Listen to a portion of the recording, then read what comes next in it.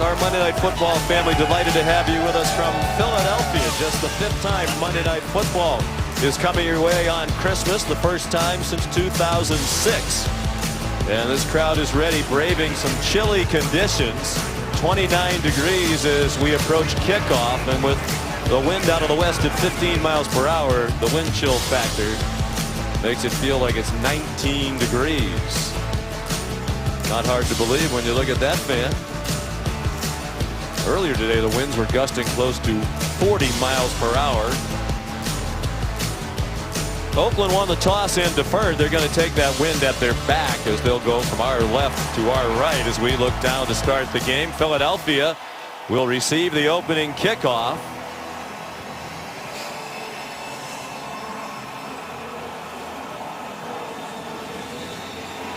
Giorgio Tavecchio getting ready to kick off for Oakland. And dressed for the weather. Corey Clement and Kenyon Barner back deep. And Monday Night Football on Christmas night is underway. With that wind, a good kick about 6 yards deep into the end zone and down by Kenyon Barner. So here comes Nick Foles. Made his first start of this season for Philadelphia last week at the Giants and played very well. Led them to a come-from-behind victory through 4 touchdown passes without an interception. 28 years old, the native of Austin, Texas, out of the University of Arizona. Started his career with the Eagles, a 3rd-round draft choice in 2012. And Lisa just told you about his travels. Back in Philadelphia, happy to be here. And hoping to lead this franchise to their first NFL championship since 1960. Play fake on first down and a long throw, single coverage intended for Nelson Aguilar, and he was well covered by T.J. Carey. You know, Nick Foles has the confidence of his teammates. He's not quite as athletic, obviously, as Carson Wentz. You won't see as many bootlegs, scramble plays, or zone reads, but he can get it done in the pocket. And they have a talented group of receivers and a very strong running game. And the Eagles, Sean, have been a fast-starting offense. They lead the league in points per game. Just more than 31 points per game put up by Philadelphia. Quick throw by Foles on target for a 5-yard gain. Torrey Smith the catch. Crowd wants a flag for extracurriculars out of bounds. Dexter McDonald there for Oakland. Here's a look. 2 very good offensive lines in this game. The strength of the Eagles offensive line now on the right, where both Brandon Brooks and Lane Johnson will go to the Pro Bowl for the first time. Jay Ajayi has supplanted LeGarrette Blount as the starter and running back, but we should see plenty of Blount tonight as well. Deep and talented receiving group, both at the wideout spots and among the 3 tight ends. Corey Clement, the running back, on 3rd down and 5, and Foles' throw is too high. Looking for Zach Ertz, heading to his first Pro Bowl, and it's a quick 3 and out for Philadelphia. Nice job by the Raider defense. Carl Joseph, former 1st-round pick, with good coverage on Zach Ertz. You're going to see Ertz pivot right over his outside shoulder. He slipped out of the break, and there's Carl Joseph, an ex-number-1 pick out of West Virginia. Jalen Richard back for the punt from Donnie Jones. Kicking into the wind, and a fair catch made by T.J. Carey. So far, good decision by Jack Del Rio to defer.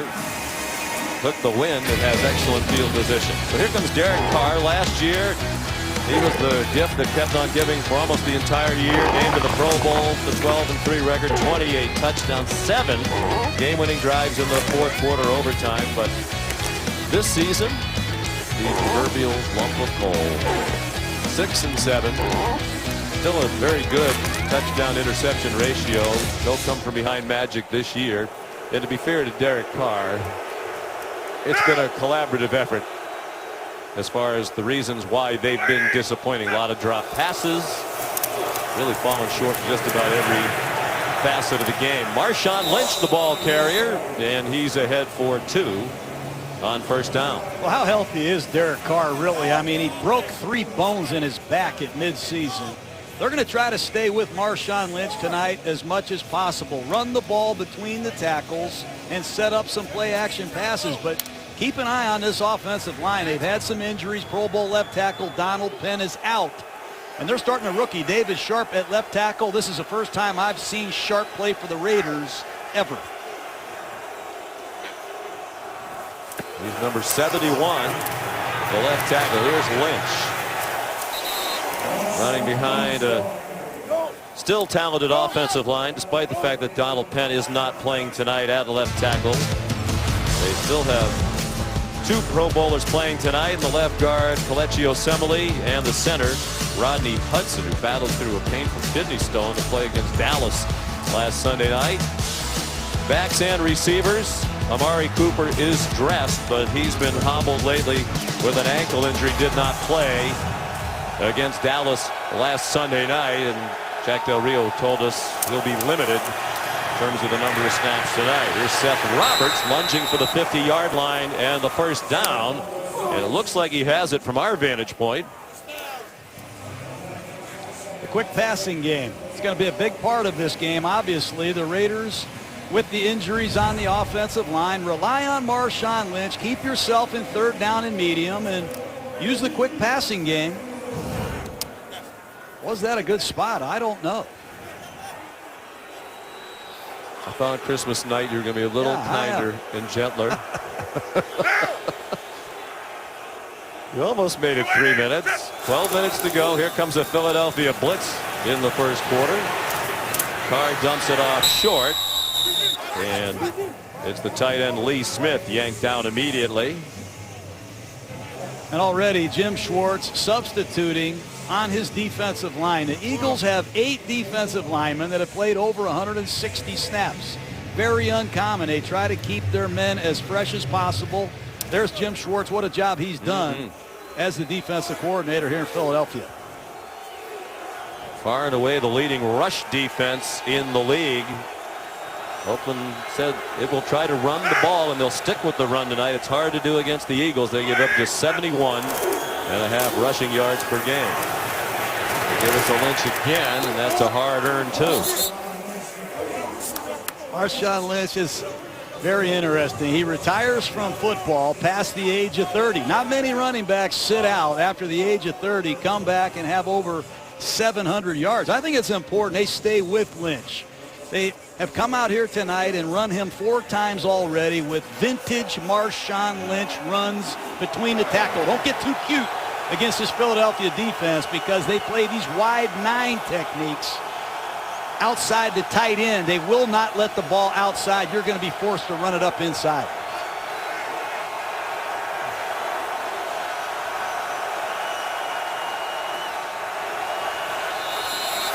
On 3rd down and 4. Flag down, delayed game. Derek Carr took too long to call for the snap. Ron Torbert, the referee. Game. Offense.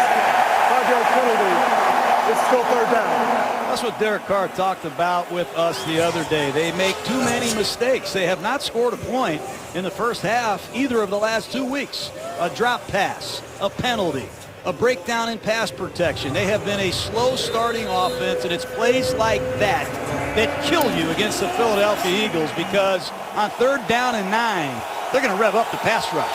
They did not have a first down in the first quarter at home Sunday night against Dallas.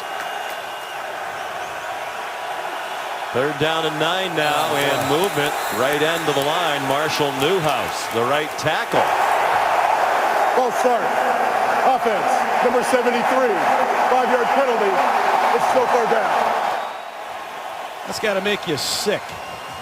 You have a 3rd down and 4 at midfield, and now you're at 3rd down and 14, and you have to be thinking screen or draw. And Jack Del Rio knows you can't win football games like this.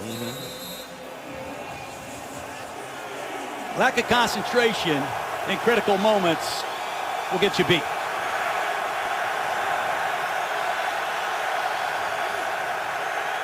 Philadelphia, third best third down defense team in the league, behind only Minnesota and Denver, and Oakland almost got it. About a yard short of the first down is Lee Smith with his second catch. The tackle made by Malcolm Jenkins, the safety, on his way to the Pro Bowl for the second time. Sticks defense. Everybody's lined up at the sticks. Prevent defense. Just short of the first down. I love this call by Jack Del Rio. You're out of the playoffs. You're 6-8. You're on the road against the great Philadelphia Eagles. Why not? Go for it. Oakland 8 out of 19 on fourth down this year. And a timeout called.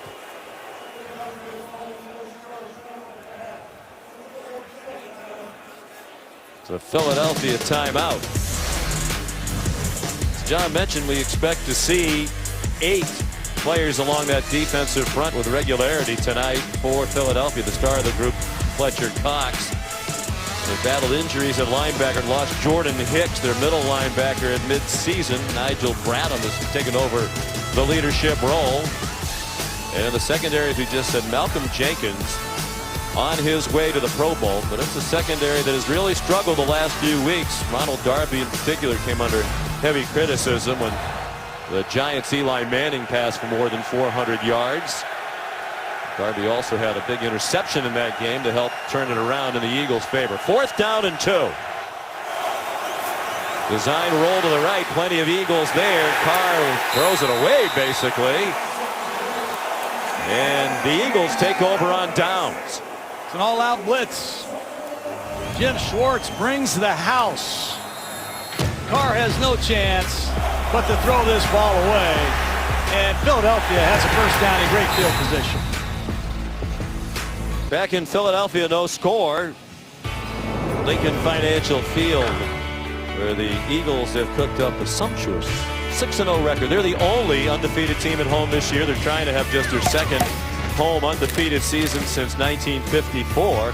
They went 8-0 at home for Rich Kotite in 1992.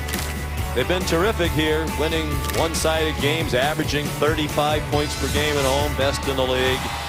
And they're second in points allowed at home. Only the Vikings have been better. It's the Vikings cheering for the Raiders tonight, hoping to keep their hopes for home field advantage throughout the playoffs alive. I love this place. You don't think home field advantage is important? You're crazy. These Eagle fans, they make a difference. Yeah, they do. Doug Peterson used the word huge. Home field advantage would be huge, and that's what they're trying to wrap up tonight. Here's Jay Ajayi breaking a tackle, gets blasted, lost the ball, but he's ruled down with an apparent first down as he crossed midfield to the Oakland 48-yard line.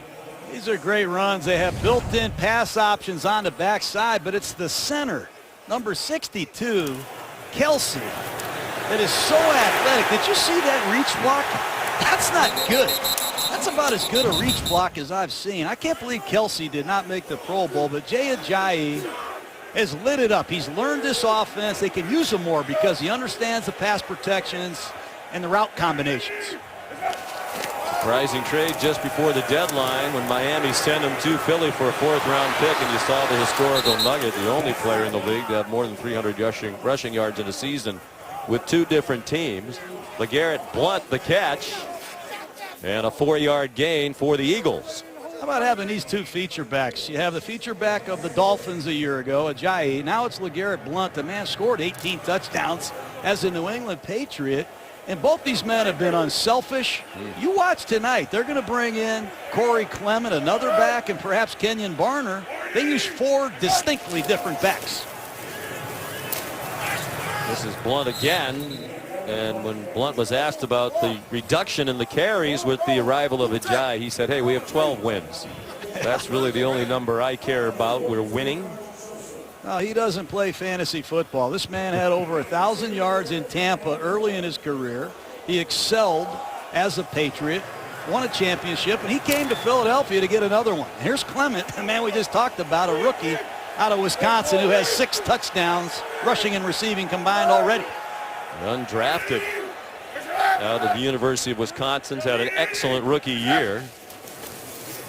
They give it to him, trying to catch the Raiders off guard with a run on 3rd and 5, and they do. It's a first down to the 30-yard line. The safety, Reggie Nelson, made the tackle after a gain of 12. The draw. They're going to run the inside zone. You see left guard 67. Warmack, the ex-Tennessee Titan, dominating on a drive block, and 3 different backs, and they get them all involved. A credit to Doug Peterson and his coaching staff. They're so deep at running back. Wendell Smallwood is a healthy scratch tonight. I think at least one coach well, Jay Gruden would have liked to have had him with the Redskins with all the injuries that hit Washington. There's Blunt powering ahead. The gain of 6, perhaps even 7. Here's a look at the Oakland defense. Eddie Vanderdoes has had a nice rookie season, and Khalil Mack, the reigning Defensive Player of the Year in the NFL. NaVorro Bowman came over at midseason after San Francisco let him go. He's been their leading tackler in 7 out of the 8 games he's played. And the secondary's been dealing with injuries all season long. 2nd and 4, another delay. This one to Ajayi, and Bruce Irvin helps rip him down. Sean Smith also in on the play. NaVorro Bowman. There goes the tempo. 5 straight running plays, and they get you in a 3rd down and 1 situation, and they love to use the up-tempo offense.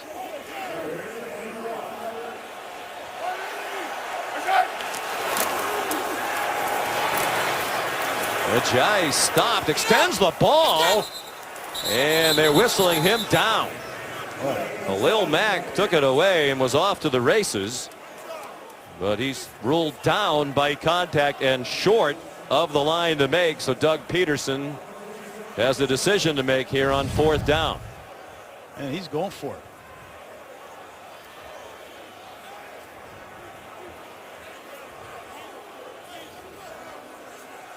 Fourth down and 1. You have a 6'5".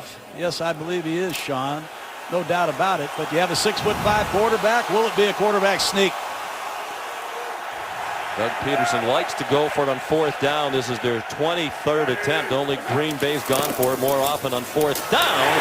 And they pick it up. It was close, but Corey Clement got it by about a ½ yard. Well, I expect Clement to carry the ball. You have Ajayi, you have LeGarrette Blunt. They go with the rookie Corey Clement on a creative inside run with number 10, rookie wide receiver Mack Hollins, as a diversion in motion. They've used a lot of men on their roster already here in the 1st quarter. Leaning heavily on the run. Only Jacksonville has rushed for more yards per game than Philadelphia's 140 this year. Ajayi with a flag thrown at the end of the play as he went down at the 16.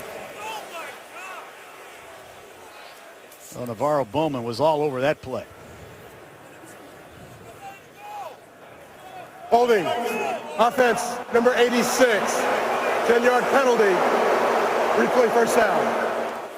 That's Zach Ertz, Pro Bowl tight end at the point of attack, working against Dexter McDonald. That's a good call. Yep, spun him right around.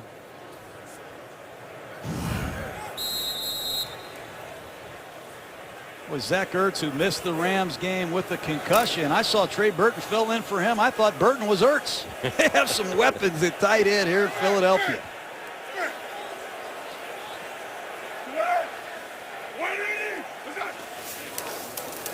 First and 17, Ajayi, big hole. Taken down by Carl Joseph, the safety, back at the 17-yard line. That's the Philadelphia wham. They wham the 3 technique, and they trap the 1 technique. And it's an uncommon play in the NFL, and it's driving defenses crazy. But if you get in the NFL circles, you'll find out that the Philadelphia Eagles run the wham trap. And there's the whammer right there, Brent Selleck. What does that mean when you wham somebody? Well, you have a guy coming from outside in, hitting a defensive lineman. He can't see you coming. So we call it a wham block. I didn't call it that. Someone else gets credit for that. You've used it nicely. Here's Ajayi on the screen. Ajayi inside the 5 and into the end zone. Touchdown, Philadelphia.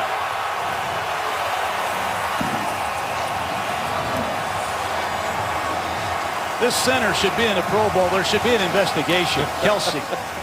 Well, he's an alternate. He may get there. I don't know what you're looking for on your ballot. I mean, this guy is unbelievable on the perimeter. Center, number 62, Kelsey, cleans up on a kick-out block, and Ajayi proving to be a great acquisition for the Eagles. There's not a more athletic center that I've seen in football than Kelsey. Here's Jake Elliott with the extra point. And the Eagles first on the board. Monday Night Football on Christmas night.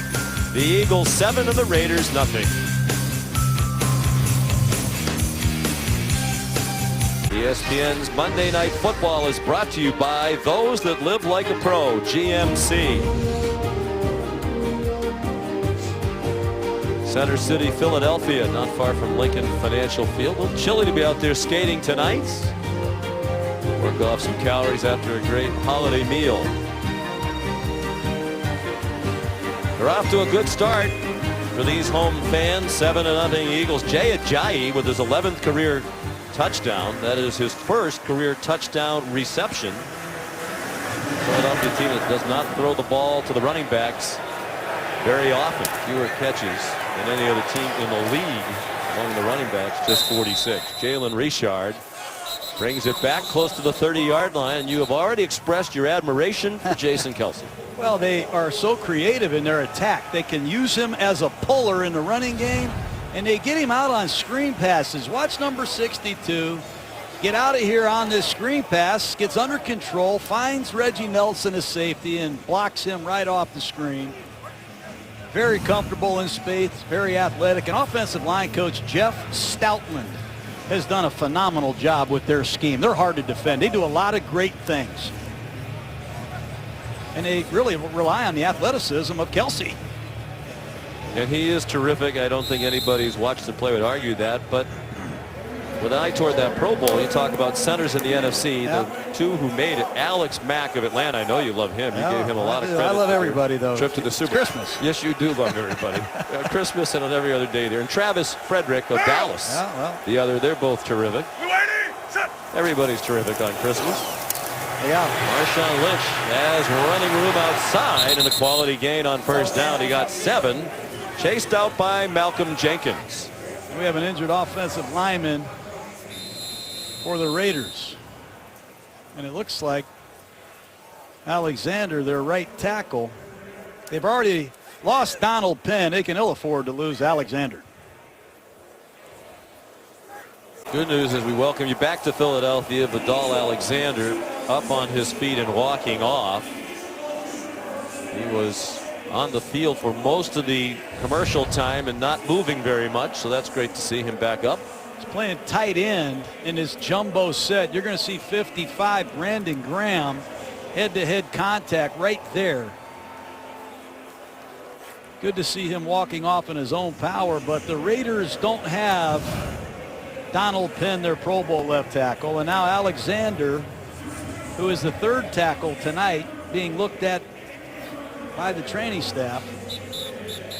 They want to run the football. They need Alexander to give them some girth and production at the blocking tight end position, something Jared Cook is not.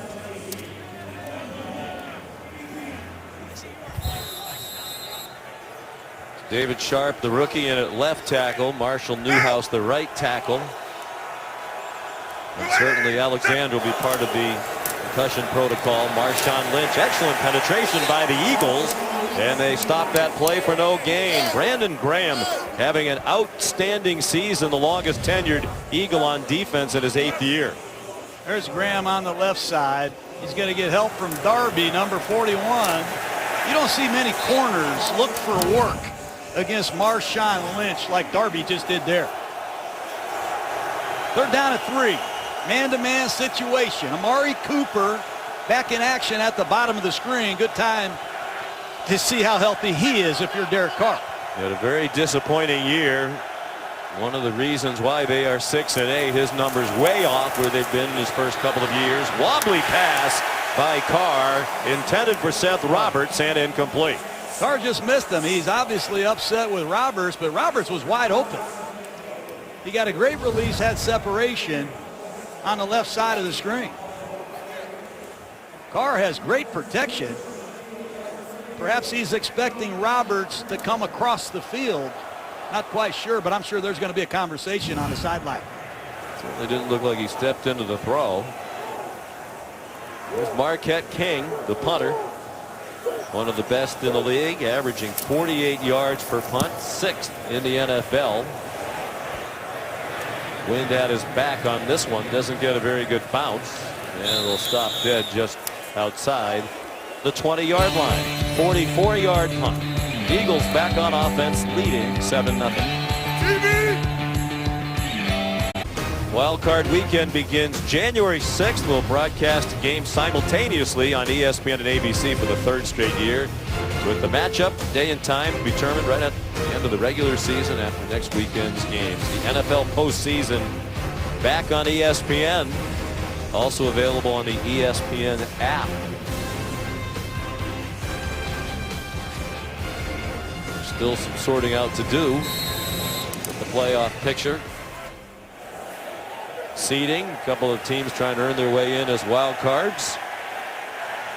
The upcoming final week of this regular season. On the ground, LeGarrette Blount chopped down by Reggie Nelson after a gain of 2. And one of the reasons you're going to see a lot of running plays tonight is the Raiders have a lot of new linebackers. You see Nicholas Morrow checking out of the game now, number 50. He comes from Greenville College. And Navarro Bowman, number 53, was just acquired from the 49ers at midseason. Raider linebackers are in for a lot of different blocking schemes and straight at 'em runs tonight. And the rookie Bowman has learned a lot by being alongside. But the rookie Morrow has learned a lot by being alongside Navarro Bowman. Jay Ajayi, the ball carrier, not much there. It'll be 3rd down and 7 for Philadelphia in the final minute of the first quarter. And let's see where Khalil Mack goes. Mack usually rushes from his left side. And when he rushes from the left, he's up against the Pro Bowl right tackle in Lane Johnson.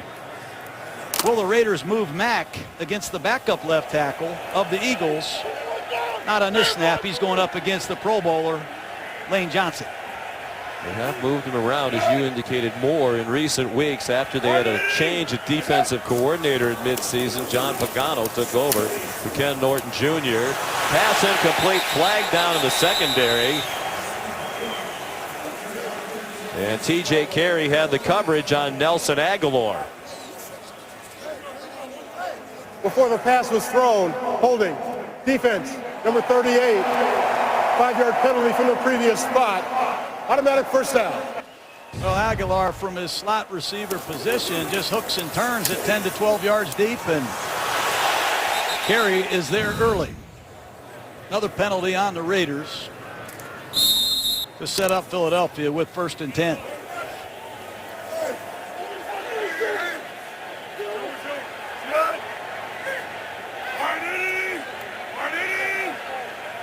Final seconds of the first quarter. Ajayi. And there's the rookie Nicholas Morrow of Division III Greenville University outside St. Louis.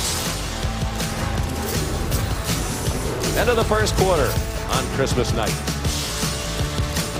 When we spoke with Raiders coach Jack Del Rio on Saturday, he said we can't let the Eagles get off to a flying start. They tend to jump on people, and they do a good job protecting the lead. You see the numbers. The Eagles have now outscored their opponents 106 to 48 in the first quarter. They're 8-0 this year when leading after the first quarter. They've now gone 10 straight games at home without allowing a first quarter touchdown.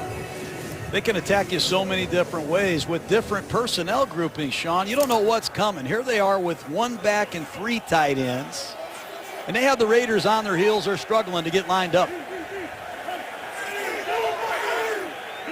Number 1 time of possession team in the league, the Eagles. And they've run 17 plays so far, 12 of them runs. Play fake to Jay Ajayi. Mack got close to Foles, but not soon enough. And then Ajayi, good work after the catch. He danced away from the rookie, Markel Lee, back near the line of scrimmage, and Eddie Vanderdoes finally made the tackle. Well, it's a predictable run-down situation. They're just going to fake the ball to Ajayi. Nobody's open. They check the ball down, and you said it, Marquel Lee, a rookie out of Wake Forest. There's young players playing for the Raiders at all three levels. Andendos is a rookie at defensive line. You have Marquel Lee, Nicholas Morrow at linebacker. It's tough on defensive coordinator John Pagano.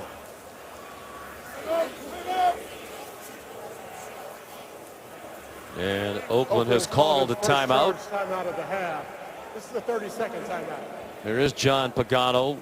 He was the assistant head coach for defense in his first year on the Oakland staff at the beginning of this year. Brought in to help Ken Norton Jr. But when the defense really struggled through the first 10 games, Jack Del Rio made a tough decision to let go of his good friend Ken Norton Jr. Is very popular with the players, who were not shy about expressing their displeasure with Norton's dismissal. But they have played better on defense since they made the coaching change. Yeah, change is tough on the players, certainly. It's also tough on John Pagano and all these coaches. But there are sudden changes in this league. There's going to be holdouts, injuries, coaches being replaced. It's how you deal with it. And Oakland's got to deal with it better. Didn't have an interception through the first 10 games. First team in the history of the league to do that. They hit 4 since. And there's almost an interception. It helps to pick it off if you can catch it, and Reggie Nelson dropped one right in his hands. Reggie Nelson has a lot of interceptions in his career, and Nick Foles dodges a bullet. Just an out route, and Nelson, the veteran safety, read it like a book. Wow. Would have been a pick six. Sure would have been. He had 5 interceptions last year. He doesn't have any this season. Raiders can't buy an interception, Sean. No. I think they just got 4 for the season. Foles has still thrown 147 passes now since his last interception. That's the longest active streak, but he was lucky it's still alive. Jalen Richard returns the Donnie Jones punt to the 26-yard line. 48-yard punt, a return of 8. 7-0 Philadelphia. Carson Wentz in attendance here tonight, watching from a suite. They're playing their second game are the Eagles without him for his left ACL December 10th. I'll tell you one thing you got to do, man. You got to protect this team. Surgery 3 days later. As you can see, he was with his teammates on the field before the game. He was a leading candidate to be the MVP in the NFL this year. 11-2, best winning percentage still among quarterbacks in the NFL. His 33 touchdown passes still leading the league, as are his 14 third down touchdown passes. He's missed 3 games once the regular season is over, and there is a precedent for an NFL MVP to miss 3 games. Joe Montana did it for the 49ers in 1989. Had a great year. Matter of fact, his passer rating that year was 112.4, at the time the league record. Here's Cordero Patterson on first down, and a quality gain. He got 7 with his first catch of the night, taken out of bounds by Ronald Darby. Do you think Wentz should still be an MVP candidate, even though he's going to miss the last 3 games of the regular season? It's hard to argue against that guy up in New England, but what he did as a second-year player, I would vote for Carson Wentz. He did it as a runner. He did it as a passer. His audibles, his command at the line of scrimmage, his leadership. It is killing him to not be playing. I hate to see him sitting up there. A lot of momentum for Todd Gurley, the terrific Rams running back in recent days, as an MVP candidate. Tough run by Marshawn Lynch, and he pounds ahead for a first down to the 37. You're not going to get long runs against Philadelphia. You're going to have to make good, hard 3- and 4-yard runs. Watch this at full speed. I'd keep sending Lynch between the tackles repeatedly. 3-, 4-, and 5-yard runs. That's how you're going to make a living running the football against this Philadelphia defense. They will not let you outside. Because they're hard to run against, and because the Eagles have played with the league so much this year, a lot of opponents abandon the run. We spoke with Todd Downing, the offensive coordinator for Oakland. He said they will not do that. They go to the pass, and it's a big hitter. Amari Cooper with nobody in the picture for Philadelphia. 63 yards and a touchdown for Todd Downing and the Raiders. Todd Downing watched the Giant film last week. Eli Manning smoked the Eagles with double moves. Just a one-step slant and go, and Jalen Mills, who got burned big time last week against the Giants, bit the cheese again. The Eagles in the last couple weeks have bit on double moves. They have not tackled well. They've struggled with up-tempo offenses, and Derek Carr has the Raiders right back in it. We're talking about Nick Foles, but you have to think right now the bigger concern for Philadelphia heading toward the playoffs is the pass defense. Giorgio Tavecchio, the extra point, and it is good. Amari Cooper playing on a sore ankle with a big play to tie the game at 7. ESPN's Monday Night Football is brought to you by Toyota. Let's go places.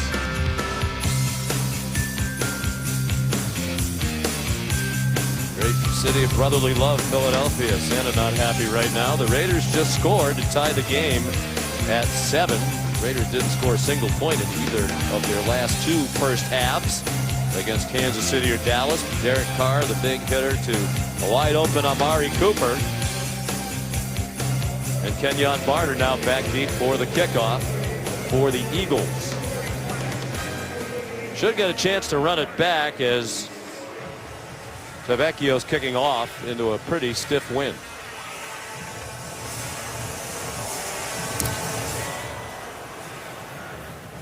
Good kick into that breeze, and he won't have a chance to run it back. It's good play calling by the Raiders. You study tape last week against the Giants, top of the screen, Ronald Darby. He's jumping all over these slant routes. So you throw the double move, you get a big play. And then here's Jalen Mills. He's jumping on the same route. If you see a team struggling with double moves, you'd be a fool not to try them. It's the same route, the same corner, the same result. Philadelphia better address that quickly because they're going to see a lot more double moves as this game unfolds. Nick Foles, the play fake to LeGarrette Blount on first down, and Zach Ertz gets 11.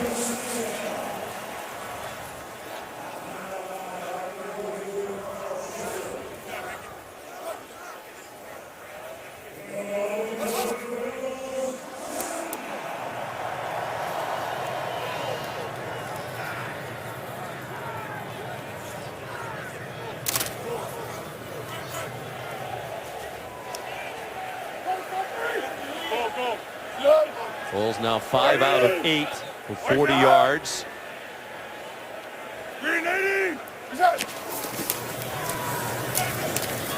Plenty of time again, and the pass is broken up by Reggie Nelson. Foles was trying to get it to Brent Selleck. Foles has struggled so far. It's the second time I think he's been late. And Reggie Nelson is a man you have to be very careful with. He's been around a long time. He's been a good safety for the Jaguars, the Bengals, and he was in the Pro Bowl last year as a Raider. He's got a beat on Nick Foles. Nelson in his 11th year now out of the University of Florida.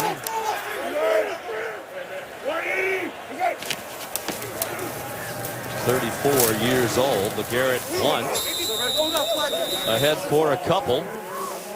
And there is a flag down on the play, thrown behind the line of scrimmage. Holding. Offense number 67. 10-yard penalty. Still second down.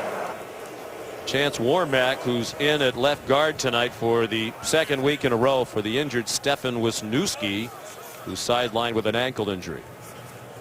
And this left side of the Eagles offensive line has struggled. Both backup players, Vaitai at left tackle, Warmack at left guard. And in these obvious passing situations, let's see if the Raiders can take advantage of that. James Cowser, number 47, has just checked in as a pass rusher at the top of the screen, and Khalil Mack continues to operate against the Pro Bowl Lane Johnson. Not against the weaker side of the offensive line, the left. Vaitai and Warmack there. Good throw and catch. Foles to Ertz. And they're back to the 41-yard line. Still 5 yards short of a first down, but that's a pickup of 15. Well, Zach Ertz, he can run an array of different routes, and they can line him up everywhere. Here he is working in the slot. He's going to break to the inside, and the Raiders have no underneath coverage, and Ertz puts Philadelphia in a manageable 3rd and 5. Ertz heading to the Pro Bowl for the first time in his 5th year out of Stanford. First Eagles Pro Bowl tight end since 2002, Chad Lewis. On 3rd and 5, deep throw by Foles, single coverage intended for Nelson Agholor, and incomplete with T.J. Carey running stride for stride. I like T.J. Carey, former 7th round pick out of Ohio U. He's played more snaps by far than any Oakland Raiders secondary player this year, and he leads the team in tackles. And so far, he's done a nice job matching up against Agholor in the slot. Donnie Jones to punt. Jalen Richard back deep. And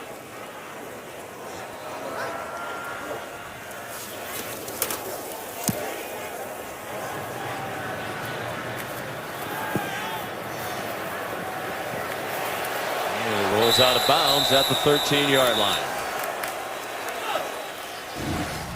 Coach, now let's take a look at some of the key Duracell power numbers from this week. 8 billion toy completions with 23 billion Duracell batteries. And look at those total yards. And all the joy that you're seeing here tonight is because of that jolly guy. And it really is hard to believe how far this city has come since, shall we say, the unpleasantness of 1968. Let's stay positive, folks. And that's why we're here to remind you. Now that Santa's job is done, keep these toys powered through the new year with Duracell, a power you can trust. They have, I think it's called the Clio Awards for advertising. We are certainly going to win a Clio Award for that performance. No snow tonight, which is good because it was part of the history here. 1968 over at Franklin Field. Some snowballs during a very tough year for the Eagles were fired at St. Well, I got to love these fans, I tell you. They're great fans. They are the best. And the stadium is right here in downtown Philly. Makes it even better. Marshawn Lynch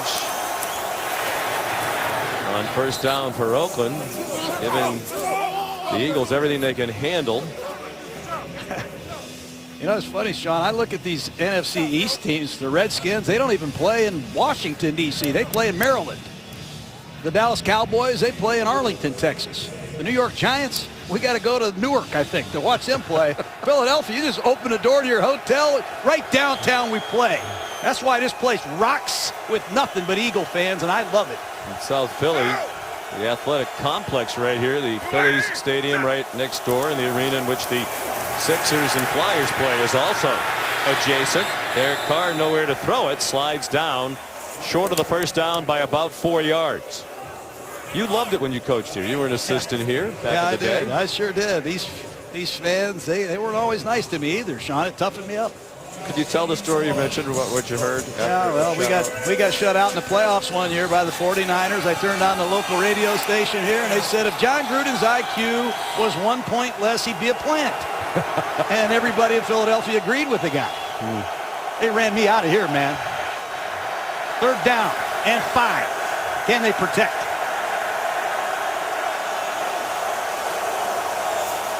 Looked like the Eagles might have been offside. There is a flag down, and there's a sack.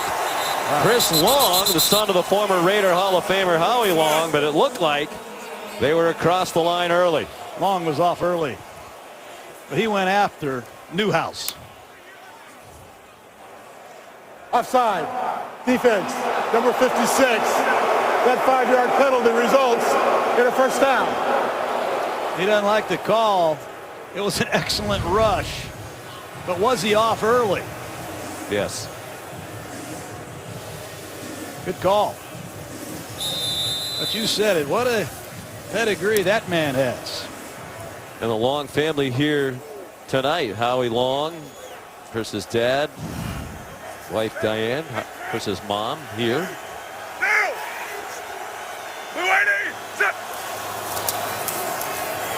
Deep handoff to Marshawn Lynch. And he's out to the 27-yard line. I'll tell you, a key player in this game for the Raiders is their left guard, Kelechi Osemele.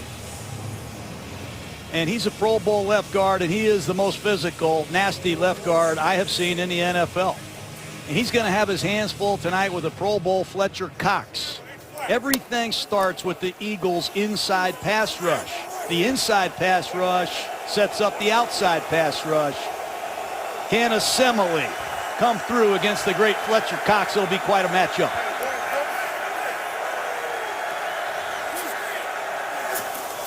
Second and 6. Quick throw by Carr on target for a first down. Was Seth Roberts touchdown? They're saying that he was. The Raiders didn't think so. But they're going to rule him down by contact with the first down near the 40-yard line. Take a look at it yourself. Looked like he was touched. Barely. Raiders doing a nice job. They have been persistent with their running game. They've used this quick passing game, and it's set up the double move to Cooper. Philadelphia started slow on defense last week against the Giants, and they haven't made the impact plays we have been accustomed to seeing yet. You're sure he was touched, right? You seem more convinced than I am. I still haven't seen a replay that would make me think. Yeah, there he is. I guess on the right hip. The question I would have is, was he down when that happened? He was going to the ground.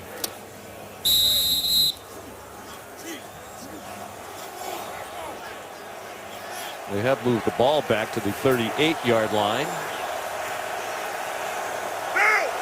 Still an 11-yard gain midway through the second quarter. Oakland coming in at 6-8, eliminated from the playoffs yesterday with some of the results that impacted their wild card hopes. Hanging right in there with the best team in the league so far this season. One of the interesting sidelights to this matchup tonight on the left is Todd Downing, first-year offensive coordinator at Oakland. On the right, Jim Schwartz. When Jim was the head coach at Detroit for his entire tenure there, Todd Downing was on his coaching staff, and the two of them have a very close relationship. It was clear in our conversations with both, a lot of affection and respect for each other. Yeah, it's sometimes harder than you think to go up against some of your former men that helped you get to where you are. Boy.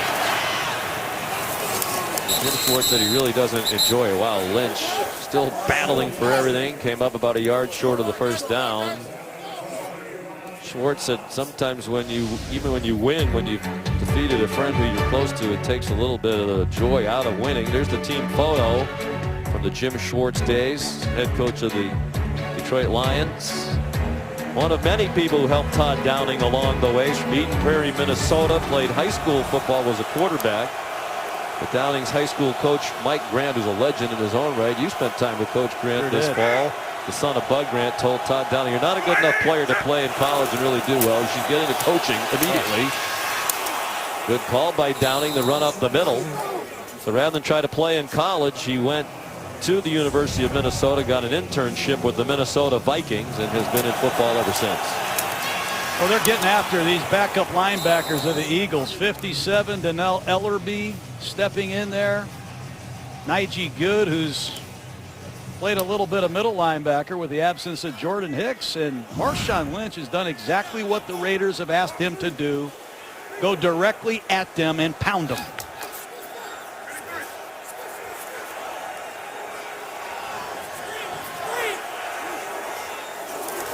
.42 yards rushing for Lynch.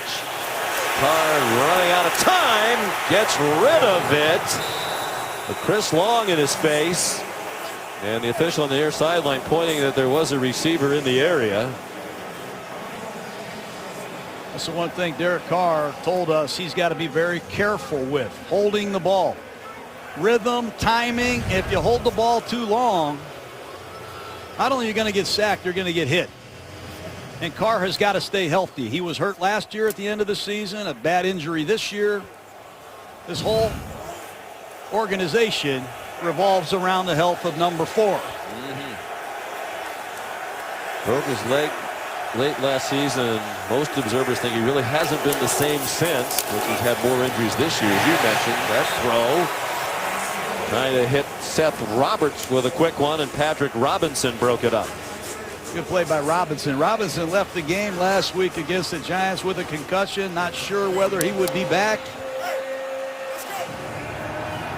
And then a lot of specialty rushers for the Eagles here on 3rd down and 10. It'll be long at the top of the screen. They moved their Pro Bowler, Brandon Graham, inside over the guard.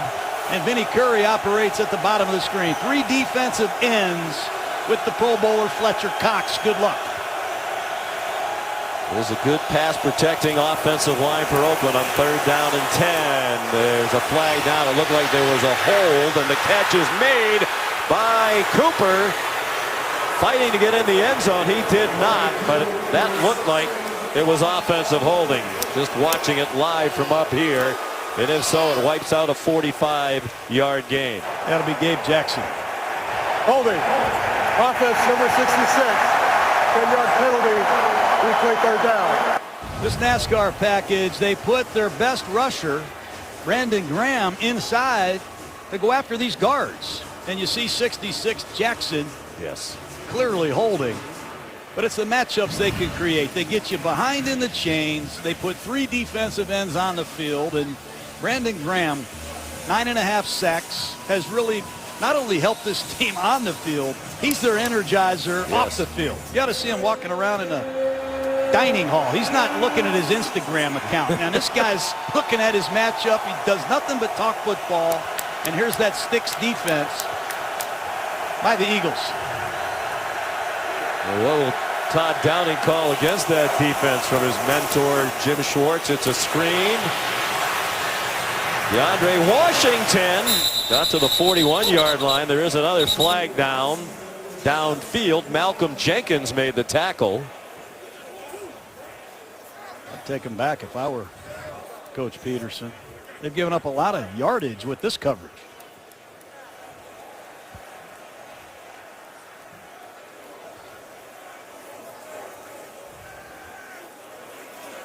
Ron Torbert asking Doug Peterson what he wants to do. It's against Oakland. Illegal block in the back by the offense. Number 61. 10-yard penalty from the spot of the foul. 3rd down. The center, Rodney Hudson, part of the high-priced offensive line. They've spent $43 million on the line, most in the league. Another good call. You got to give Hudson a lot of credit. Hudson has had kidney stones. A lot of people did not know if he would play today. But not only is he a Pro Bowl, he's an Iron Man, and he hasn't missed a snap all season in the pivot for the Oakland Raiders. Jim Otto would be proud of that. The penalties wiping out gains of 45 and 16 for Oakland. He brings it back to the 35. It's 3rd down. They've had a little help from New York on a couple of these replacements of the spot. 4:15 to go in the half. Well, they got that NASCAR package back out there. I call it NASCAR because it's their speed package. That makes 3 sense. defensive ends. Yeah. And Fletcher Cox. It's a NASCAR package. You have to have a way to communicate. But look at the guys lined up deep on the first down sticks to prevent defense. Well, actually, that first wave of them is at the original line of scrimmage. Still about 10 yards short of the line to make. So they'll give him a little running room. Now they come up on Jared Cook. Took a lot to get him down. They'll give him midfield, but still 13 yards short of the line to make. Michael Kendricks, the primary tackler. Jalen Mills in there as well. There's Kenyon Barner to return this punt. He has done a very good job taking over for Darren Sproles, Sean. You lose Darren Sproles, you lose one of the great 3rd down backs and returners in football. But Barner has averaged 10 yards per return, 30 yards per kickoff return. And you got to credit Howie Roseman, the general manager of the Eagles, for finding so many players. Joe Douglas, vice president of player personnel as well. The scouts, they have really put together a deep team. Barner caught it on the run, and he goes out of bounds near sideline. They're going to mark it at the 24. Tackle made by Johnny Holton. 33-yard punt, 7 on the return. There's Howie Roseman. John, you're just talking about him. He's had an interesting time here in Philadelphia. For a little while, it looked like he did lose some of his authority in the football decision making when Chip Kelly was here, but he has it back, and they've quickly put together a terrific team. How about the trade to get Carson Wentz? They traded for Jernigan. They traded for Darby. They trade for Ajayi. You bring in free agents like Alshon Jeffrey, LeGarrette Blount, Torrey Smith. How about the free agent acquisition of Nick Foles? They have really done a great job under his leadership.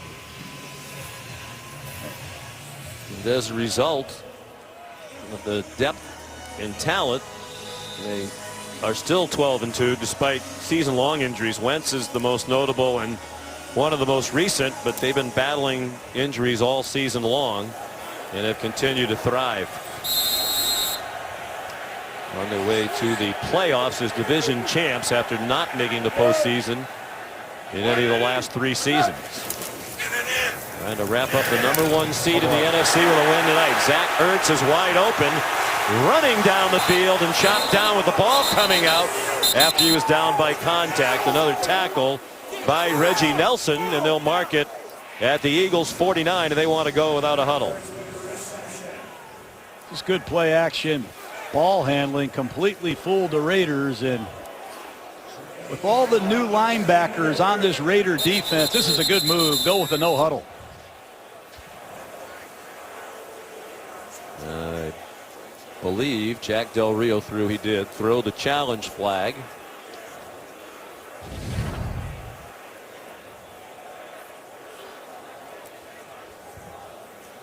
It's not a fumble.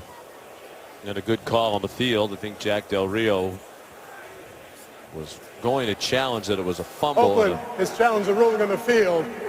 If the runner was down by contact prior to losing the ball, we'll review the play. That was a good job by Nick Foles, Sean. He saw Jack Del Rio get ready to throw that challenge. He jumped the ball in a no-huddle offense. He didn't have a chance to confer with his coaches in the press box, and that's good work by a veteran quarterback. Well, Foles in for Carson Wentz, experienced veteran, providing depth. We talk about the key injuries. Go back to the beginning of the year. They lost an excellent kicker, Caleb Sturgis, to a hip injury. Darren Sproles, John mentioned, running back, return man. Jordan Hicks, one of their best defensive players, signal caller. Jason Peters, one of the best offensive linemen, really one of the best tackles. You can make the argument in the history of the league. 9 times a Pro Bowler. And now Wentz. But they keep rolling good players out there to take their place. And Foles has the biggest shoes to fill, obviously. He's had no reps. The other players get some reps on the practice field. When you go watch an NFL practice with this collective bargaining agreement they have, the backup quarterback gets no reps. So the first time Nick Foles got a full week of reps was last week against the Giants. He's still learning his receivers. He doesn't have a great rapport right now with Alshon Jeffries. Let's see the call. After reviewing the play, the ruling on the field is confirmed. The receiver's left elbow touched the ground with the ball in his control before it came out. It'll be Philadelphia's ball, 1st and 10. Oakland will be charged with its second timeout of the half, and it has 1 challenge remaining. The clock will start on the snap. But I do think, Sean, that Nick Foles needs to gain some rapport with these receivers. They've been invisible so far tonight, particularly Alshon Jeffrey. Before they start the playoffs, they need to get Foles in a rhythm with this veteran receiving corps. He was with Kansas City last year, primarily as a backup to Alex Smith.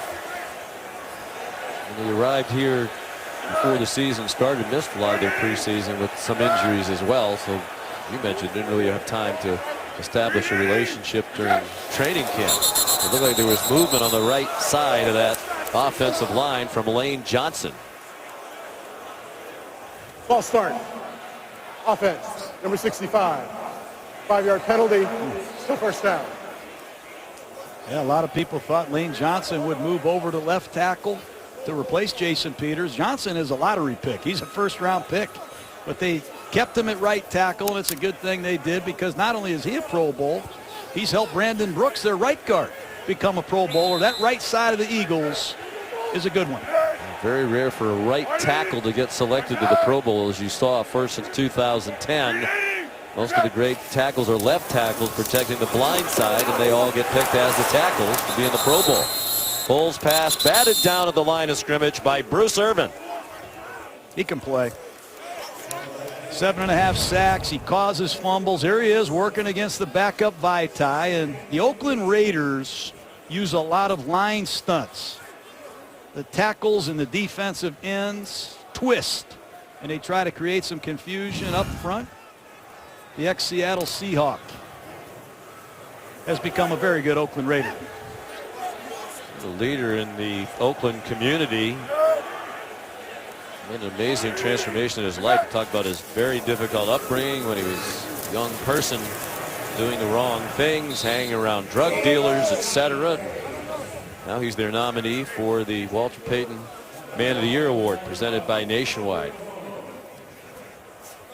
Really deservedly so. Really is a great story, Sean. We get to know him every year at our little QB camp, and he's a great leader and a great inspiration to a lot of guys with tough backgrounds. You can make it. You can make it. You got to believe you can make it. And so many of these players around the league have overcome remarkable difficulties in their childhood to get out here where they are today.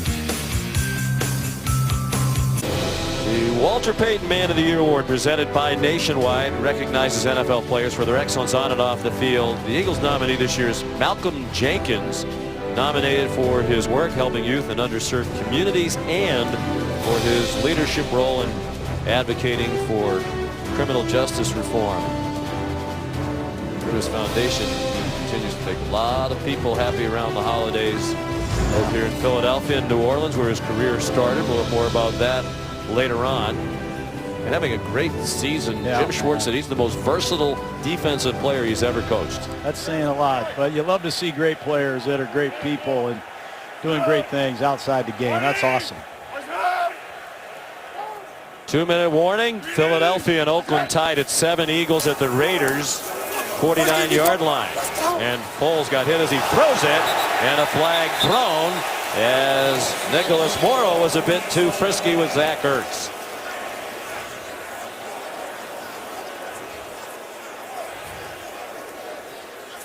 It's going to be against the Raiders, and John Pagano can't believe it.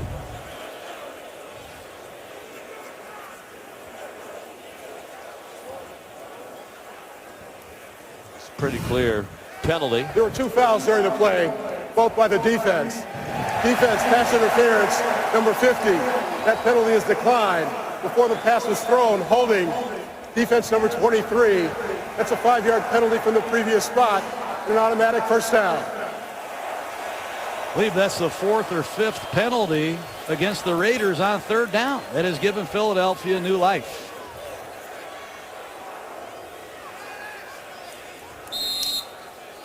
Where is Alshon Jeffrey?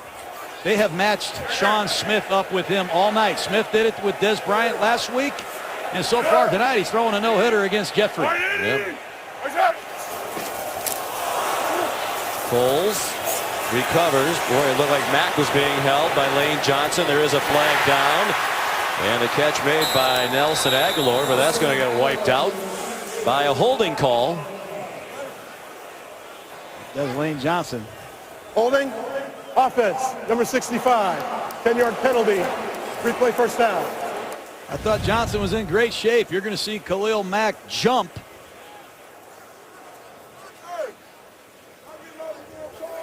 I didn't see anything there. Well, you were due for one of those. I didn't know if we were going to make it to the half. But you're right. It was very. I think Mack did a good job of selling it more than anything else. Yeah, I think Johnson has done an excellent job against Mack tonight. Surprised they don't move Mack over to the other side against the backup left tackle, being that Johnson is indeed a Pro Bowler. John Pagano said they might do that from time to time tonight. They've done it more since he took over the defense. Good catch by Ertz with Navarro Bowman all over him. Look at Lane Johnson, a right tackle working against Khalil Mack tonight. Done an excellent job keeping his quarterback clean and one-on-one pass protection.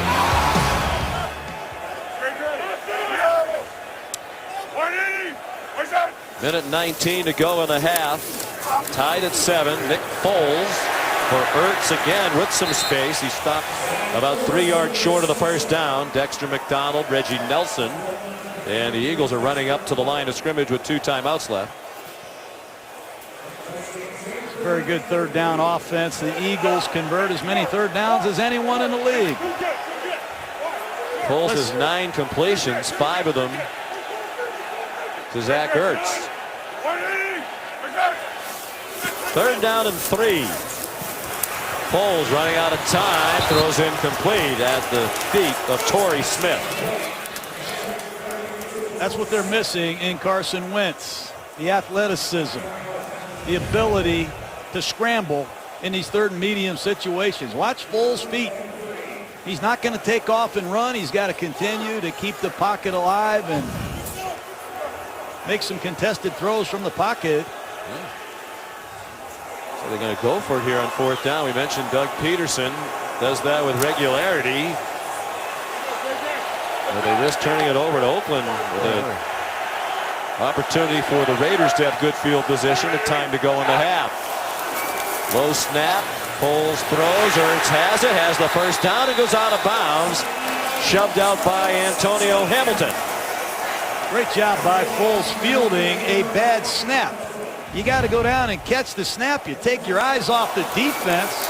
You got to get a grip and you got to make an accurate throw on 4th down. It's one thing I never liked about the shotgun. You get an inaccurate snap. Sometimes you don't even get the laces. You don't see your receivers. Great work by Ertz and Foles.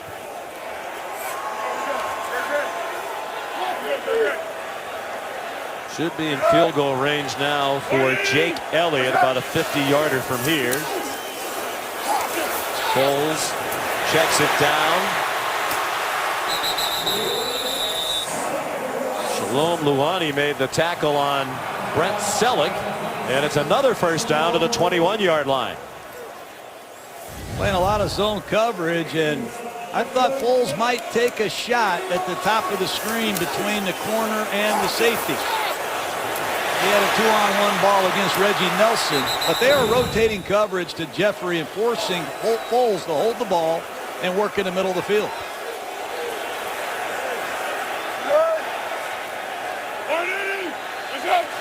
First and 10, 21-yard line, another short throw. Corey Clement collared along the near sideline at the 15 by Dexter McDonald.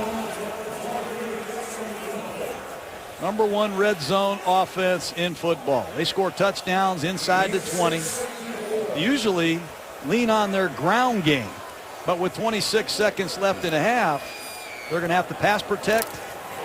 And if you're Oakland, keep an eye on number 86. That's where they like to go. Doug Peterson, as you saw, calls the plays. Former NFL quarterback and offensive coordinator. Frank Reich is the offensive coordinator.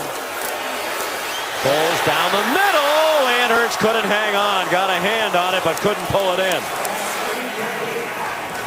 That's where they like to go. It's a great route by Ertz. He starts to sell the corner route and suddenly breaks back to the post. Foles just missed him. 8 touchdowns already for Zach Ertz. That's a career high. Got to try to find a way to disrupt him on the line of scrimmage when he's playing his natural tight end position.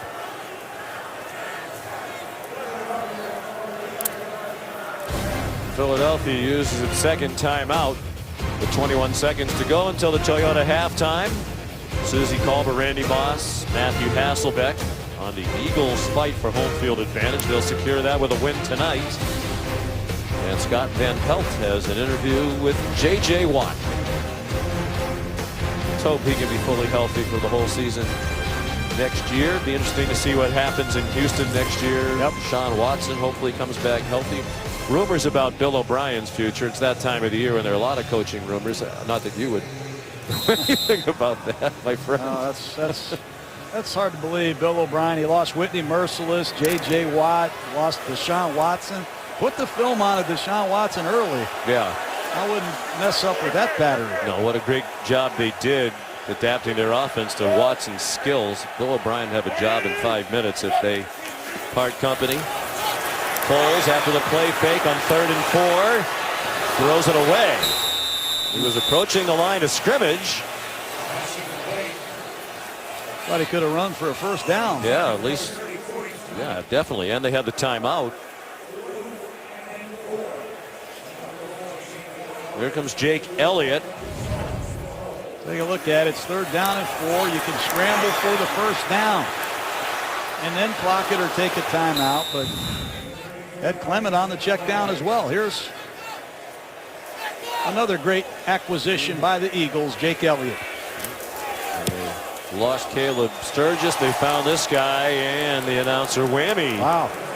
Shows up. 33-yarder, no good. He can't believe it. The Oakland Raiders have come on the road and hung in there with the 12-2 Eagles. Good snap. He just pushed it. A little slice. Rookie out of Memphis, same school that produced the great Stephen Gostkowski, longtime kicker for the New England Patriots. So a break for Oakland is, you said, John, they've played the Eagles play for play tonight. It's been a very even game. And don't forget the dropped interception by Reggie Nelson, or the Raiders would be in front. All of the significant stats very close as they head to the locker room for halftime. Most important of all, the score, 7-7. Raiders get the ball to start the second half. Susie and the crew, the Toyota halftime in 30 seconds. Monday Night Football on Christmas night continues from Philadelphia. We mentioned on our way to halftime, a lot of the stats just about identical. Score 7-7, and not much difference in the passing stats between these two quarterbacks. Derek Carr's thrown for 118. Nick Foles has just 1 yard more, though he's thrown 9 passes more than Carr. Merry Christmas again, everybody. Sean McDonough along with the coach John Gruden. Only 7 points for the highest scoring team in the league, Philadelphia. If you're an Eagle fan watching Nick Foles in this half, evaluating him with an eye toward the playoffs, are you a little worried? I am a little bit worried because they haven't been able to get anything done on 3rd down. They're 0 for 5 on 3rd down, and they got away with a dropped interception by Reggie Nelson. That would have been a pick 6. But when there's nobody open, Foles is not creating any offense with scrambles. He has been forced to just hang in the pocket and throw the ball away. And Eagle fans are used to seeing Carson Wentz take off and make some of these first downs. But they've got to convert on 3rd down. This is the number 2 3rd down offense in football. 0 for 5 won't cut it. Hasn't completed a pass to Alshon Jeffrey or Nelson Aguilar. They combined for 111 catches prior to tonight. Aguilar looking at the pad. He's been one of the positive stories of this season among many for Philadelphia. Eagles defense will be out there first as they'll kick off to begin the second half on a chilly night here in Philadelphia. Temperature now in the high 20s.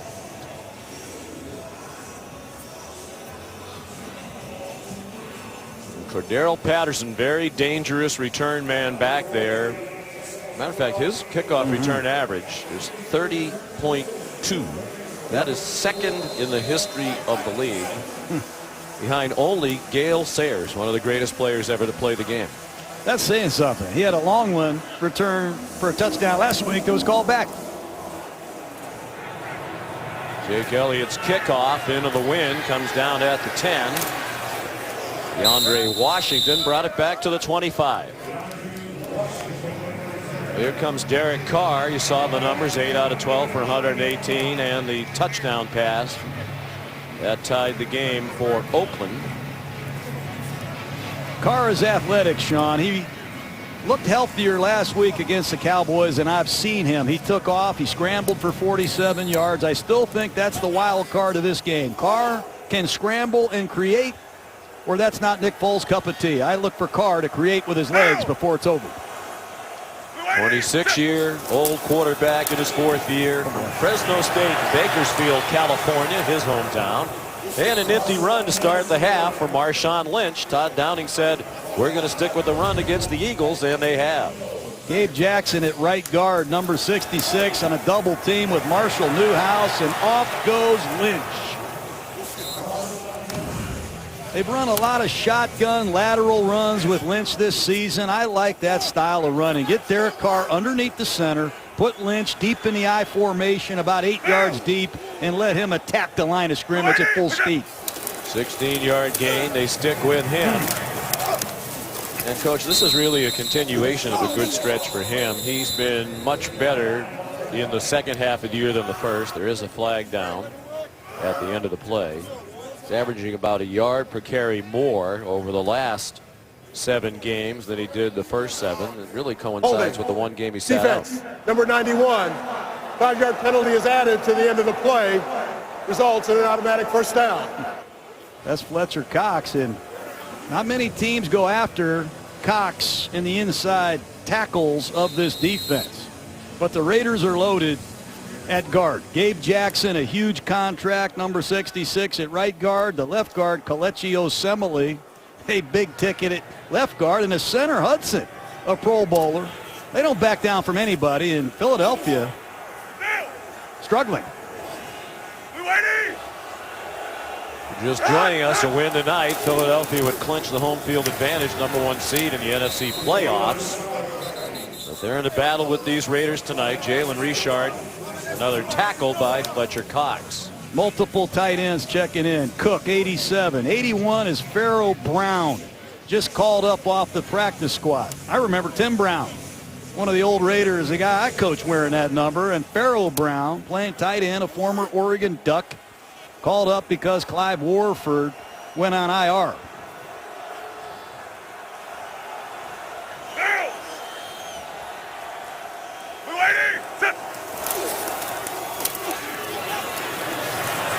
Richard, running room. And a first down inside the 15-yard line. Rodney McLeod was literally the last line of defense and made the play. Do an excellent job at the point of attack with their 2 tight ends, and they're going to pull their Pro Bowl left guard, Kelechi Osemele. He does a nice job kicking out Darby and Richard, an undrafted player from Southern Miss. A very good runner and receiver. Here comes the Raiders. 34-yard gain.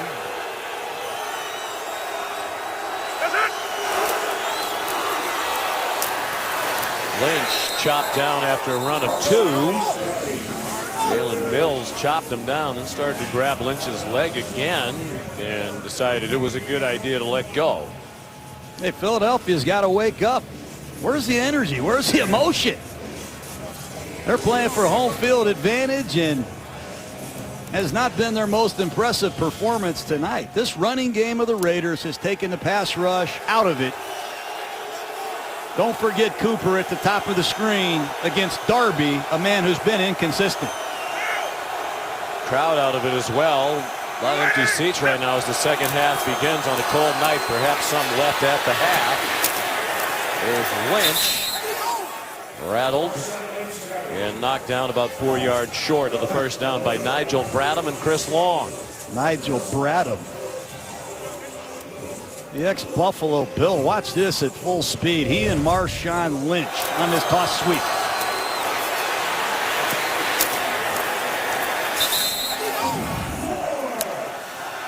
Third and 3.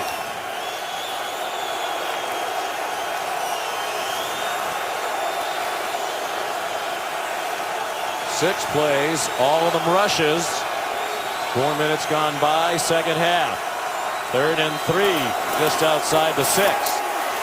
Carr with time to the goal line, and Crabtree could not make the catch. And that's not the first time those words have been said this year. They've had an alarming number of drop passes this season, 27 entering tonight. Well, he starts this slant, he breaks back to the corner, and Mills does an excellent job. They double moved Mills earlier in the first half for a touchdown. They go after him again in the red zone, and nobody on this Oakland Raider team is targeted like Michael Crabtree is inside the 10.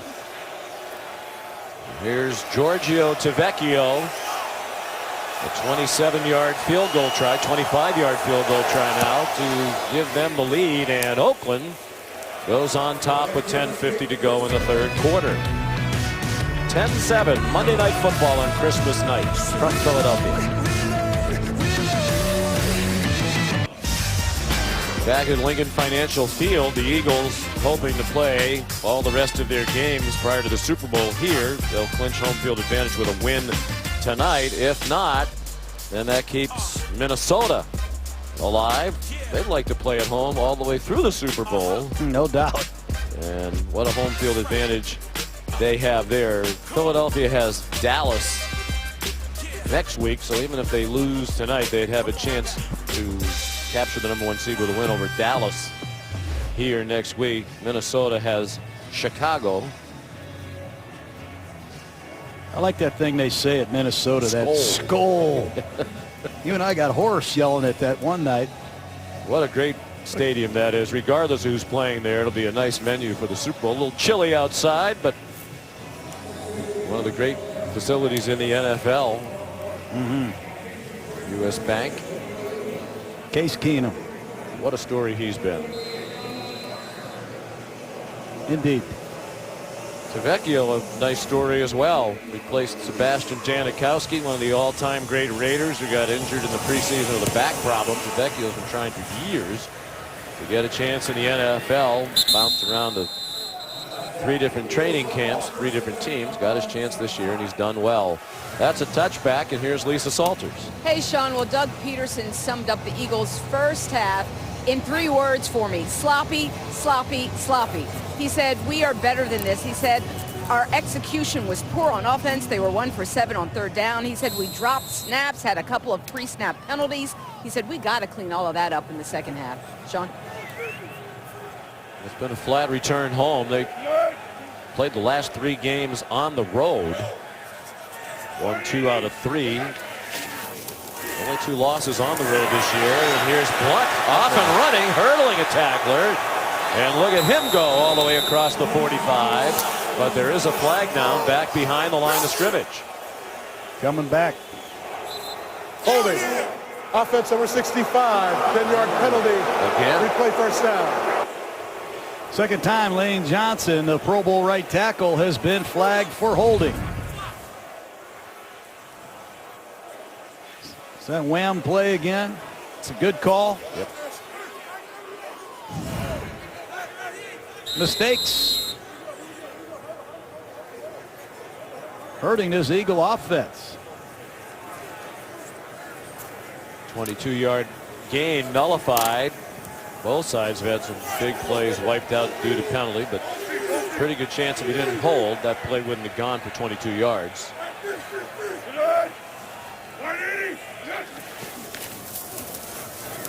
Play fake to Jay Ajayi. They wanted to throw a screen, and Foles was out of time. Pressure from the rookie Eddie Vanderdoes out of UCLA, their 3rd-round pick this year. Somebody got to put their hands on Vanderdoes on these screen passes. Right guard 79, Brandon Brooks. Nobody touched him. Nobody neutralized his charge. And if you let Vanderdoes get in there like that, this screen has no chance. Doug Peterson can't be happy at all. Sloppy in the first half. You come out to start the third quarter. You have a holding call and a mistake that can't happen.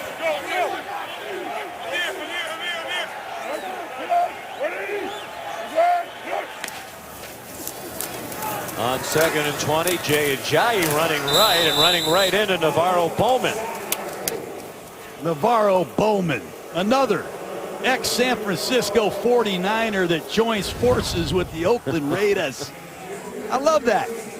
Bowman came over here, learned the offense. He got rid of Trey Burton and stuffed Jay Ajayi in the hole. That's good work. I don't know if you were like me. When you saw that transaction that he was basically let go by the 49ers, you think, well, maybe he's at the end of the line. He's in his 8th year. Clearly that wasn't the case. He said 49ers were up front with him. Obviously they're in a bit of a youth movement, rebuilding. They wanted to play some younger players. Aguilar the catch. But Bowman said, I'm used to being on the field for every down. I like to be on every down, and I think I can be on every down. So I said, if that's the way you're going to use me, I'd like to go someplace else. He didn't have to move. He's still living in his home in the Bay Area. Commutes now about an hour to Oakland from down around San Jose. And John Pagano is delighted they have a great player and a great leader. What a great job Pagano has done coming in here, taking over under tough circumstances for Ken Norton Jr. And he just met Bowman at midseason. What a job they've done against the Eagles. Remarkable how quickly Bowman learned their system. He signed and played in a game 3 nights later. Richard, the fair catch of the Donnie Jones munt. Nice night for the Raiders on the road on Christmas.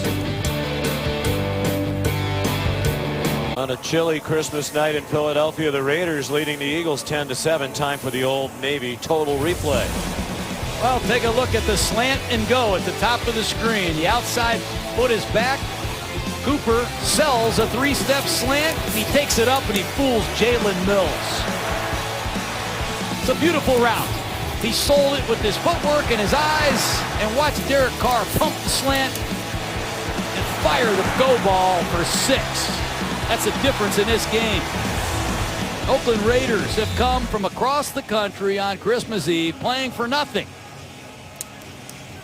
and have hit Philadelphia in the mouth with a very good inside running game from Marshawn Lynch and a great vertical strike from Derek Carr to Amari Cooper. We're 6-8, but it's a lot of the same talent that went 12-4 and made the playoffs last year. Carr throws behind Lee Smith. And Jack Del Rio told us he thinks this year is an aberration, that they'll retool, get healthier, come back next year like the playoff team they were expected to be this year. Trendy picked to win the Super Bowl before this season started. Derek Carr said, don't blame everybody else. Jack Del Rio started to come under fire. Some wonder, in fact, that this might be it for him. Seems unlikely, given that he signed a 4-year extension prior to this year after the playoff appearance a year ago. Derek Carr said, you want to blame somebody, blame me. I haven't played well enough. Plenty of blame to go around. Oh, boy. I don't know what that play was, but Vinny Curry, 6-year man out of Marshall. I love Vinny Curry. Played 5 years here before he got a start. And this year he started all 15 games, but I don't know who's supposed to block him on this particular scheme. Like 86, Lee Smith pulling. Never saw him. Unbelievable. Maybe that'll spark this crowd. I've never heard this joint this quiet.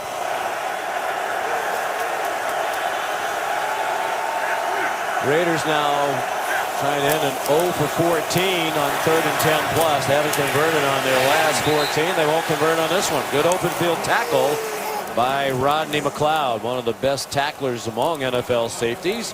He brought down Jalen Richard. It's another veteran free agent acquisition by this Eagle organization. The ex-St. Louis Ram. Very good one-on-one tackler. Here's Marquette King. Very good Raider punter. He took over for Shane Leckler, who punted here for over a decade. And here's Barner, deep for Philadelphia.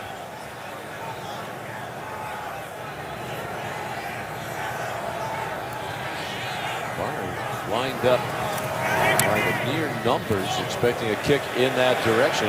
Started in that direction, winds up right down the near hash marks, and Cordero Patterson watches it roll dead near the 22-yard line. 42-yard punt. ESPN's Monday Night Football brought to you by Chase Sapphire Reserve. Best known meeting all time between these two teams, Super Bowl 15 in New Orleans, 1981. 27-10 win for the Raiders, and Al Davis, coached by Tom Flores. With Jim Plunkett, the MVP of that game, threw 3 touchdown passes. He's here tonight. Rod Martin, 3 interceptions. I hate to mention that because it was of our friend Ron Jaworski. In that game, the Raiders became the first wild card team to win the Super Bowl. And they lead 10-7 tonight. Jay Ajayi gets nothing on first down. Tom Flores also here tonight as the color commentator on the radio broadcast alongside the great Greg Papa. Coach Flores, Jim Plunkett, 2 legendary Raiders. What a tradition the silver and black has. Quarterback and coach, still a big part of this organization.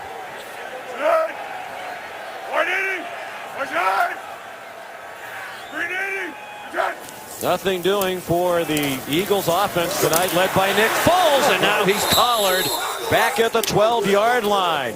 Jihad Ward, the Philadelphia native who's played very little this season, with a big sack for Oakland. Well, it's a line stunt. Bottom of your screen, there's a line stunt, and Ward just keeps hunting. But it's these stunts, the movement up front, and the relentlessness of this Raider defense that has shocked the Philadelphia Eagles. A thrill for Ward, second-year man out of Illinois. He's been a healthy scratch in 9 of their 14 games prior to tonight. They try to blitz. Good protection by the Eagles, but Foles off target. And it's an ugly 3 and out. He was trying to get it to Torrey Smith, who was covered by Dexter McDonald. Well, you see the frustration in Torrey Smith. The timing is just not there. You're going to see on the left side of your screen, Smith has a little separation. I don't know if Nick threw it early. Don't know if Smith was too late, but there's no timing, there's no rhythm, there's no production, none in this Eagle pass offense. These wide receivers have been shut down completely. 2 3 and outs in this quarter for Philadelphia. Still 5:46 to go in the third. Donnie Jones, good punt. Jalen Richard weaves his way out just shy of midfield. So Oakland leading 10-7 with excellent field position. 51-yard punt, 12-yard return. Back in Philadelphia, 5:35 to go third quarter. Eagles trailing the Raiders 10-7, and this Philadelphia offense really struggling without Carson Wentz tonight. I think it pretty is obvious what the Eagle fans are missing. This is what they're used to seeing. It's third down and long against the Redskins. There's nothing there, and he's dead in the water. How does he get out of some of these problems? It's like Harry Houdini. Third down and long against Seattle. You got to be kidding me. He finds a way to make plays with his arm, with his legs, and that's why he was a legit MVP candidate. They missed that playmaking tonight. And he is like a Harry Houdini. You've seen Harry Houdini in the old days, escape from a milk carton, the water torture escape. This guy's unbelievable getting out of trouble. How many labels do you have for him? He's North Dakota tough. Yeah, well, Houdini. Anything else you want to add? He's on the Wentz wagon. I just think he's still deserving of the MVP, and Philadelphia's got to prove that they can replace some of this playmaking because they have been completely shut down tonight. Big possession for Oakland, trying to add to its 3-point lead. Wow, what a hit. DeAndre Washington got stopped in his tracks by Dannell Ellerbe. And there is another flag down on the play on the defensive side of the ball, 47-yard line. It's only the second game I've seen Ellerbe play as a Philadelphia Eagle, and nobody touched him. Nobody touched Vinny Curry on the last series, and there's going to be big hits when that happens. Personal foul, illegal crackback block, number 86 of the offense. That penalty has been declined. It's second down. That's Lee Smith, 86. He missed the block against Curry earlier. Let's take a look at what he does here on a crackback block. That's the call that they want out of football. But they've had some problems with their blocking schemes in the last 2 series. Smith, and that time nobody blocked Ellerbe. Jim Schwartz talks about we want to attack as a big reason why they stopped so many running plays behind the line of scrimmage. They're across midfield now, the Raiders, on the diving catch by Seth Roberts. Patrick Robinson touched him down for Philadelphia. Is it a catch? Who knows anymore? I'd say yes. So alive. And the speed package is back. There's Brandon Graham. He got home earlier in this game. They like to put him over the guard. He got Gabe Jackson earlier. Let's see what he can do inside this time. Third down and 5. Carr intercepted by Patrick Robinson. He floated one over the middle and it got picked off. Pressure by Graham up the middle. And a costly interception by Carr.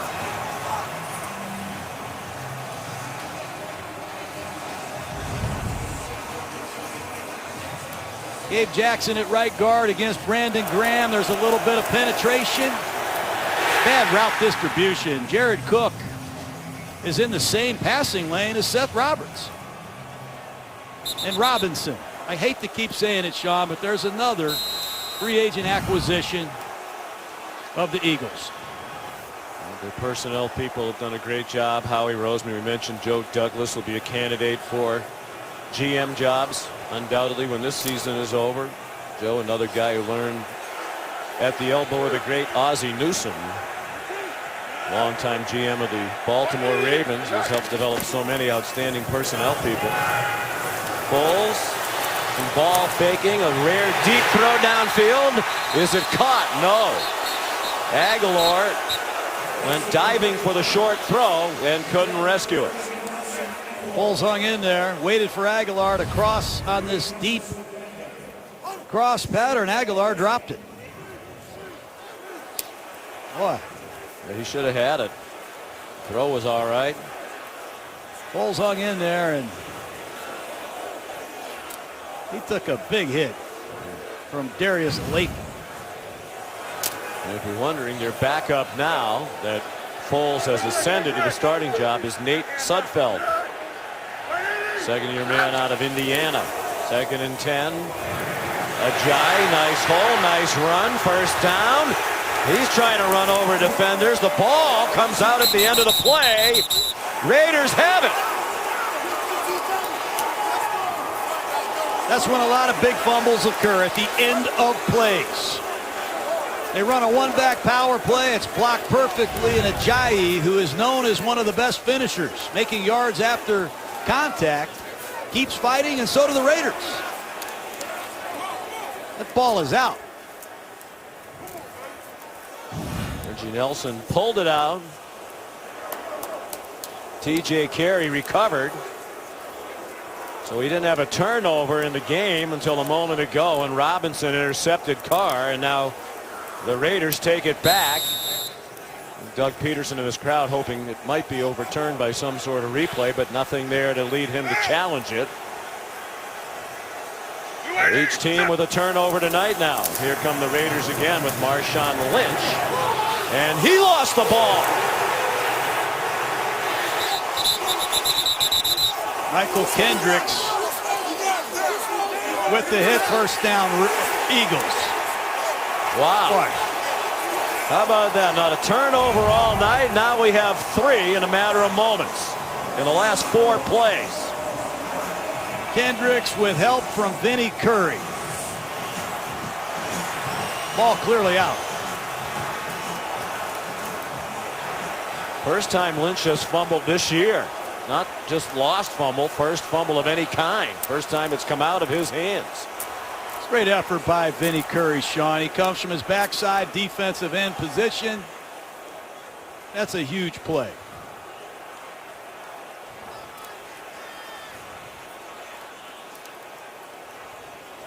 And Marshawn knows it, as does Jack Del Rio. The Eagles looking for a spark. Have at least good field position here at the 30-yard line of Oakland. 3:46 to go. Third quarter, the Raiders leading by 3. Not a turnover all night. All of a sudden 3 in the last 4 plays.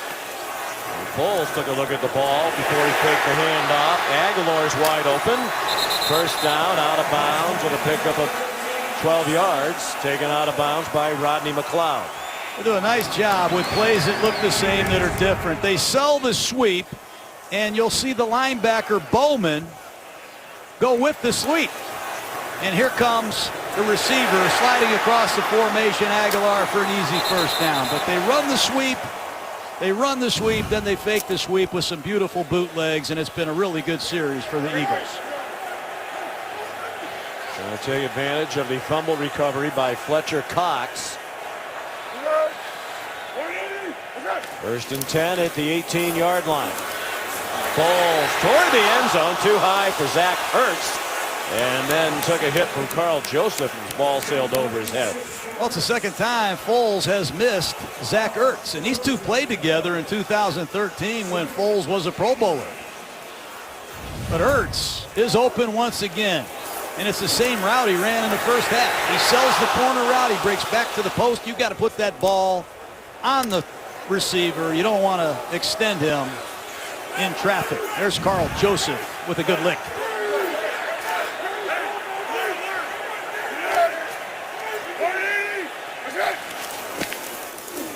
Another fake inside handoff and a throw to Ertz, and another good tackle by Carl Joseph, stopping that play for a gain of 1. Back-to-back plays by Joseph.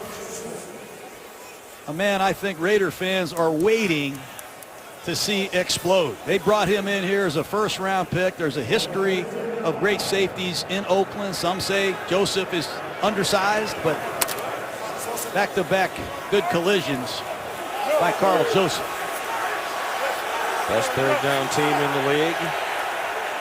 1 third down conversion in 9 tries tonight. This is a tough one, 3rd and 9. 4-man rush for Oakland. Foles with time, a duck, and it's incomplete. It still hit Alshon Jeffrey in the hand. It didn't look very good. And it's been a frustrating night for Jeffrey. Their leading receiver does not have a catch. Ball's thrown behind him, but Darius Latham, number 75, has laid down Foles twice. I should point out, leading receiver among the wide receivers, Aguilar, did a great job trying to haul that in before it hit the ground. Couldn't do it. So here's Elliott, who just missed not long ago, the end of the half. And this one's good from 35 after he missed the 33-yarder late in the first half. Back in 30 seconds after a word from Gillette. Sean McDonough, John Gruden, Lisa Salters in Philadelphia. 2:13 to go, third quarter, tied at 10. Marshawn Lynch, the fumble, turned into the game-tying points by Philadelphia. A field goal by Jake Elliott. They're going to need Derek Carr, Sean. They're going to need Derek Carr. He brought the Raiders back 7 times to win. Everybody talks about their 12-4 season, how disappointing they are this season. He brought them back 7 times to win late. He's got that capability. He gets to prove that again tonight, but he's going to have to do it with his arm. This is the #1 rushing defense in football. The Philadelphia Eagles, I believe, they're going to have to throw it to win.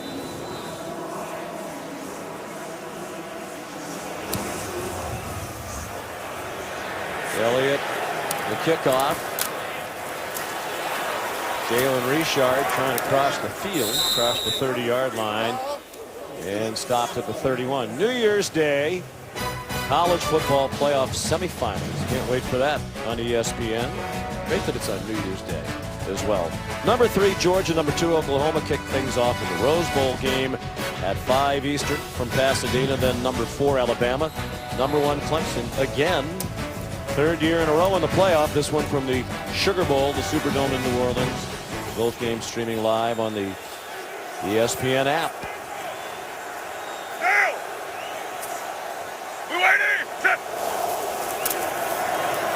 Marshawn Lynch threw a big hole up the middle, and a quality gain on first down. They're over 100 yards rushing as a team against an Eagle defense that started the night giving up 71.5 rush yards per game. Gain of 15. They go right back to him. Watch Osemele, the left guard, and rookie left tackle David Sharp. They knocked Tim Jernigan right out of the hole. And I like that call by Todd Downing. Lynch fumbles. No sense in screaming and yelling. Get him back in the huddle. Give him the ball.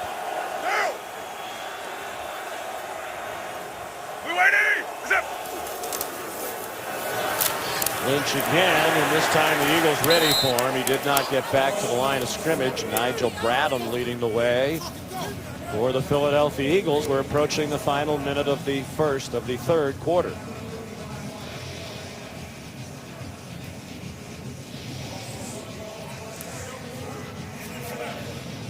This is the most rushing yards that the Eagles have allowed in a game this year, and we still have the fourth quarter to go.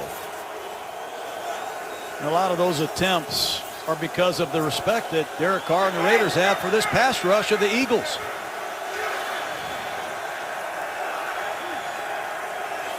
Second and 11. Draw to Lynch. He did well to get a yard.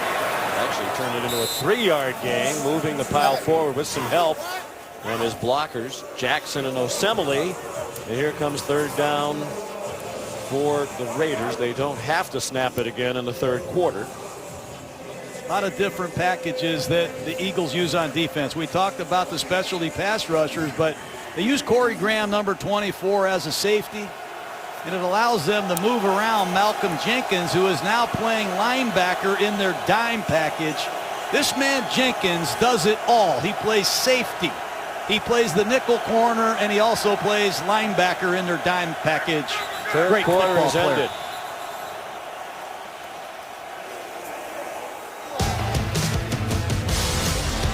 .10 the score. Monday Night Football, Christmas night from Philadelphia. Philadelphia Eagles, the only undefeated team at home remaining in the NFL, 6-0 here, but in a dogfight on Christmas night. Monday Night Football with the Oakland Raiders tied at 10 as we go to the fourth quarter. Sean McDonough, John Gruden, Lisa Salters. Merry Christmas, happy holidays from all of us at Monday Night Football. They brought extra people and they knocked the ball out of the hands of Carr. Chris Long got there. It is picked up by DeAndre Washington. Long ran away from the ball, prematurely celebrating. Instead of going after the ball, I don't know if he realized the ball was on the ground. I think he thought it was just a sack. He must have. Chris Long. He's got 3 strip sacks coming into tonight. That's number 4. And I'll bet somewhere Howie Long is loving this. He had a sack in the first half. It was called back because he was off early, but he's going to work against Marshall Newhouse. I don't think he had any idea the ball was on the ground and heading in the other direction. Marquette King to punt. Kenyon Barner back deep. Catches it on the run at the 20. He gets swung down at the 27-yard line by Nicholas Morrow, the rookie linebacker. 36-yard punt. 8-yard return. Well, it's Christmas. And he was able, Chris Long, to be with his family today. There's the great Howie Long. Howie Long Jr., by the way, is a personnel assistant in the Raiders front office. I know, man. It's unbelievable. How about what Chris Long is doing this year, giving away all that money, Sean? He's basically giving away all of his money, all of his salary this year to charity. I've never heard that. I mean, good for this Chris Long. Well, they're a great family. You know, Howie and Diane and his parents are 2 of the nicest people you'd ever want to meet. Garrett Blunt going nowhere, or even a loss of a yard on the play, driven back by Bruce Irvin. Put LeGarrette Blunt in there on first down. It's a predictable rundown situation, and Bruce Irvin knew it. Oakland is daring Nick Foles to throw the football. I know it's windy out, it's cold out. Foles has not been under center in this offense with all these teammates for long, but the Raiders are ganging up on the run. And where is Alshon Jeffrey? Sean Smith has pitched a shutout tonight. Foles with Mack in his face, gets it off incomplete, looking for Torrey Smith. Here comes third down and 12 with Philadelphia. Now 1 for 10 on third down. John Pagano sending in the defense. This is Dexter McDonald, Sean, their left corner, who is a backup himself. They're already missing David Amerson. Remember, their rookie first-round draft choice. Gary Conley is out for the season, and Dexter McDonald, in his 3rd year out of Kansas, has filled in nicely. Didn't do much his first 2 years in Oakland, but as a starter, he's performed quite well since John Pagano took over as the defensive coordinator. You are wondering and you don't know, John Pagano is the brother of Chuck Pagano, head coach of the Indianapolis Colts. We talked with John the other day about the tough season the Colts are going through, and you know it as a brother in coaching. When it's a tough season, in the wins and losses, you agonize more than you do really if it's happening to yourself, as you love somebody that much as John does his brother Chuck. Trouble again with the snap for Foles. Still has time. Running out of it, Khalil Mack had him in his grasp, and there's the sack. Danico Autry having the best year of his 4-year NFL career out of Mississippi State with a big sack back inside the 10-yard line. It's hard to play quarterback when you don't get a good snap. But here's Khalil Mack. I thought the protection was great. Foles held the ball way too long, and oftentimes it's the blind pursuit that gets you. But it all started with another bad snap. That's the 4th one I've seen from Kelsey tonight. I don't understand the problem. John Pagano celebrating 16-yard loss. And the Raiders are going to get excellent field position here. Started their own 48. Fair catch made by T.J. Carey of the Donnie Jones punt of 43 yards. 12:18 to go, tied at 10. Monday Night Football. Welcome back to Philadelphia, where for the 7th consecutive year, Philadelphia Eagles safety Malcolm Jenkins hand-delivered some holiday cheer to needy children and their families last week. He calls it his annual holiday dinner basket surprise, a Christmas tradition he started in New Orleans when he played there and has continued here in Philadelphia. This year, Jenkins and some of his teammates teamed up with the Philadelphia Police Department to deliver toys and food to 140 families, and for some of them, he made the deliveries in person. Jenkins told us that is the fun part, getting out and surprising the families by showing up at their homes. He said it's our way of saying, hey, we're thinking about you. Sean?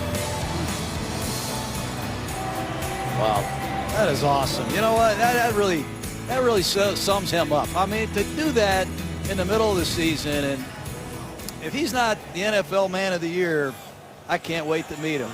What a pro football player. What a person he is. So imagine the reaction of those families when they saw Malcolm, his teammates, those police officers coming to bring them food and gifts. Card, fake one-way, nice play. Amari Cooper tripped up, and a big tackle by Ronald Darby held it to a 6-yard gain. Let me show you what Malcolm Jenkins does. He plays strong safety. Then he plays free safety deep in the hole.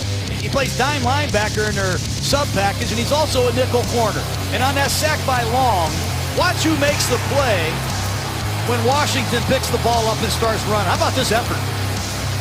Whenever there's a problem, a hole in their defense, they use Malcolm Jenkins to plug it. He's a big-time player. Marshawn Lynch lunging for the first down marker. He's a yard short. Another tackle for Brandon Graham.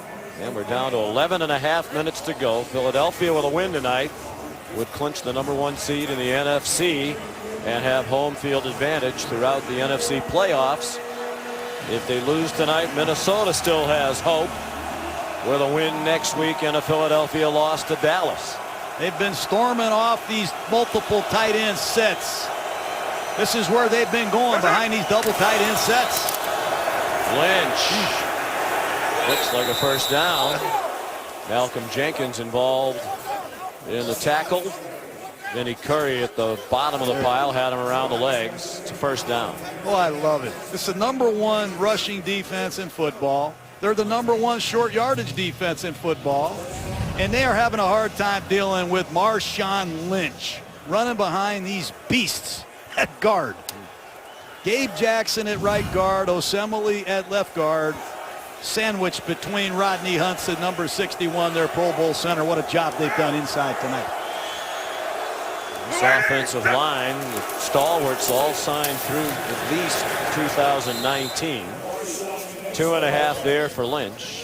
John, not only were the Eagles the best run defense in the league starting tonight, they were 15.5 rushing yards per game, better than anybody else. That's an enormous margin. Minnesota second in the league in run defense. That Eagle defense playing without Brandon Graham right now, big loss. Sure is. And Amari Cooper is checked back in. They've limited Cooper's snaps tonight. He's been hurt with that ankle.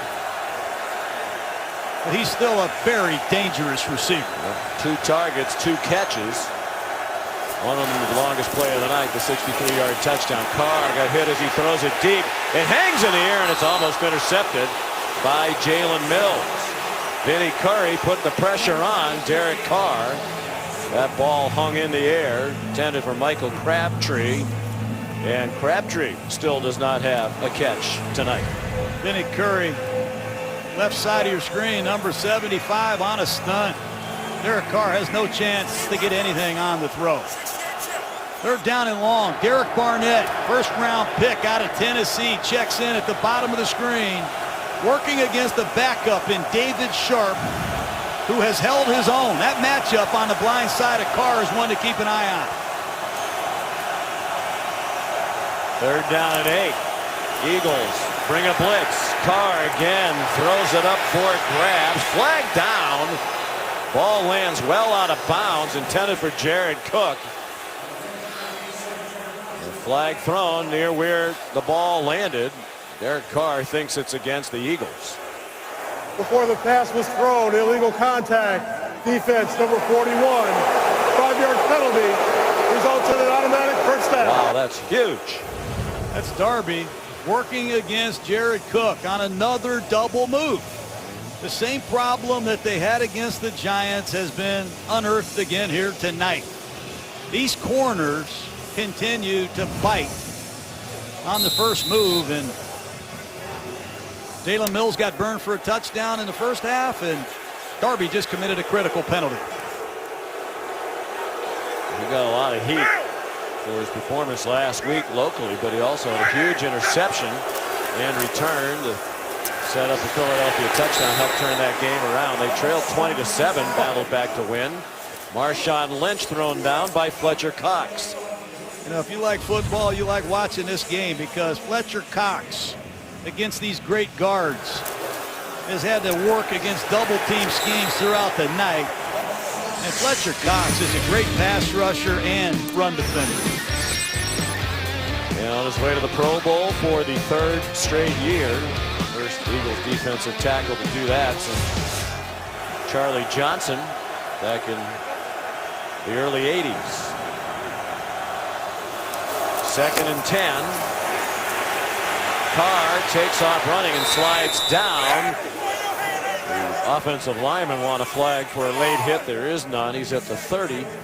John, earlier in the game it was pretty clear the wind was going from left to right. As we look at it now, it would be behind the backs of the Philadelphia Eagles. But now, and Jerry Austin, who's worked games in this stadium, tells us it swirls here.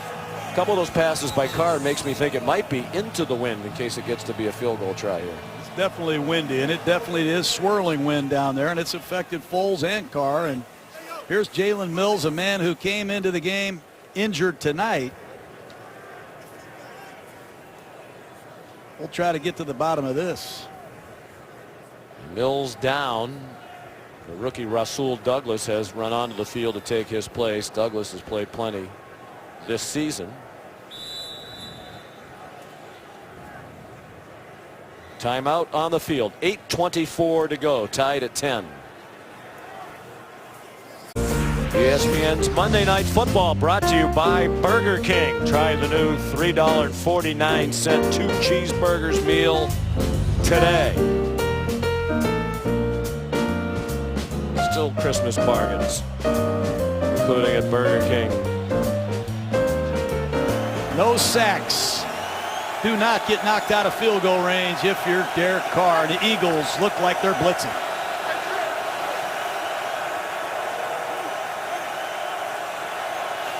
And they are, and it immediately flushes Carr, forces him on the run. He throws it away.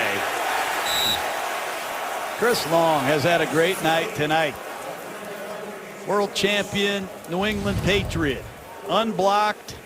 They're going to blitz, and everybody's got to block down. Oakland's one short in this 5-man protection, and Chris Long moving around like he did in his earlier days. And this is a big one. And Philadelphia blocked 2 kicks last week, a field goal and an extra point against the Giants. 48-yarder to give them the lead again. He has not missed a kick on the road this year, field goal or extra point. The 27-year-old from Italy, no good. We talked to Lisa Salters down in the field during the last commercial about the wind. She said it was blowing from the right to the left as Tavecchio would have looked at it, so he might have been trying to start it a little bit to the right side, thinking the wind would bring it back, but it did not.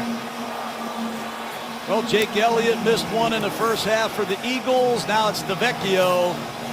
The elements not favorable to kick it or throw it. Big reason why we're locked at 10. Don't forget about Khalil Mack.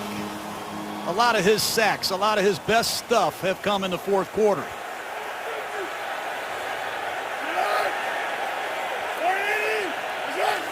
Under 8 minutes to go.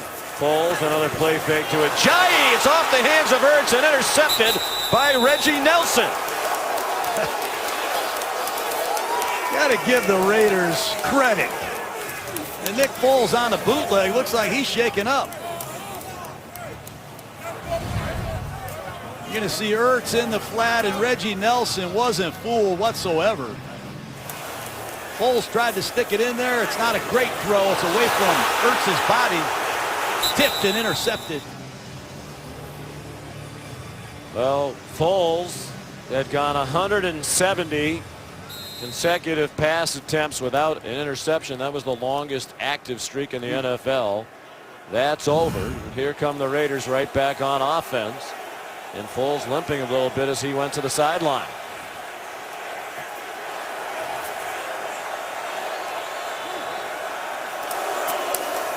Carr, the pump fake, nowhere to go to his right. Tried to check it down for Marshawn Lynch, and it's incomplete. They went right after Mills again. Mills got hurt. He comes back, and the Raiders go right after him with the double move. It's another slant and go. And this time Mills wasn't buying it.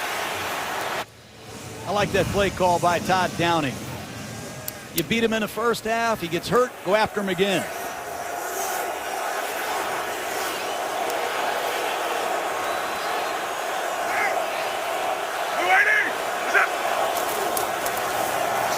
Marshawn Lynch, plenty of running room. And how about that effort? Looks like they all ran out of gas. The whistle stopped the play. There is a flag down near sideline at the 35-yard line. Holding. Offense number 86. 10-yard penalty. Replay second down. Lee Smith has had a terrible night. Point of attack holding, number 86, working against Derek Barnett, the rookie out of Tennessee.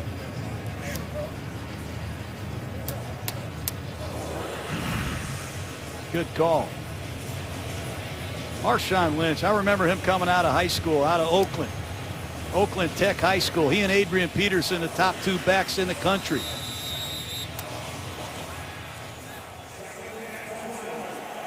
Nick Foles trying to get loose. He took quite a hit on that interception. Costly penalty back to the 47-yard line. On 2nd and 20, a screen. Jalen Richard. Lots of running room after the catch. First down. Well, how about the effort of these Oakland Raiders in a disappointing season? Richard separated from Bradham. They are giving it their all tonight, as they should, but you can't always take that for granted. Oh, Rodney Hudson, their center, leads the screen. A lot of people didn't think Hudson would even play tonight. Kidney Stones, Osemele, and Hudson take over against Michael Kendricks, and they set up Richard for a huge first down. Iron Man of the Raiders. Rodney Hudson hasn't missed a snap. 23-yard gain. Richard, nice cutback, another big hole. Takes Malcolm Jenkins with him. The ball comes out late. Rodney McLeod ripped it out. Was he down? The officials are conferring, And I think based on that reaction by Jenkins, they're going to rule the runner down by contact. Well, they still haven't made a firm indication yet. And now the Eagle crowd thinks they're going to get the ball, and they will.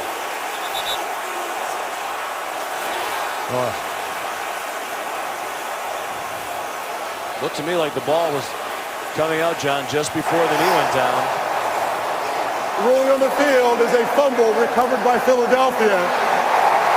Please reset the game clock to 6 minutes, 35 seconds, please. 6:35, timeout on the field. With 6:15 to go.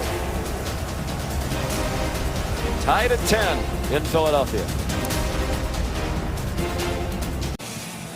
Well, we did not have a turnover in this game in the first half. Now there have been 5, the latest by Oakland. Third turnover. Malcolm Jenkins combined with Rodney McLeod to take it away. And Nick Foles and the Eagles offense from their own 16. Jay Ajayi trying desperately to find any running room, settles for a 2-yard gain. Once again, a versatility of Malcolm Jenkins. With help from Rodney McLeod, strips the ball out of there.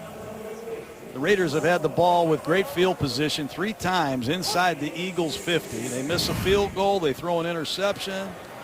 Richard gets stripped. And we're still deadlocked at 10.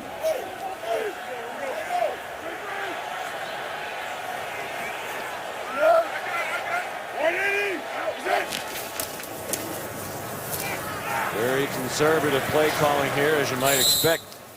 With the struggles of this offense tonight, the Eagles still have not reached 200 yards in total offense. They're up to 196. They average 387 per game, 3rd best in the league, behind only New England and New Orleans. But that was with Carson Wentz running the show for most of the year.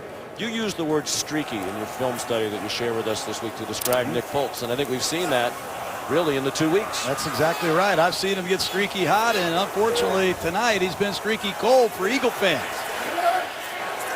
And it's a cold, windy night. Yeah, it sure is. Not an easy night.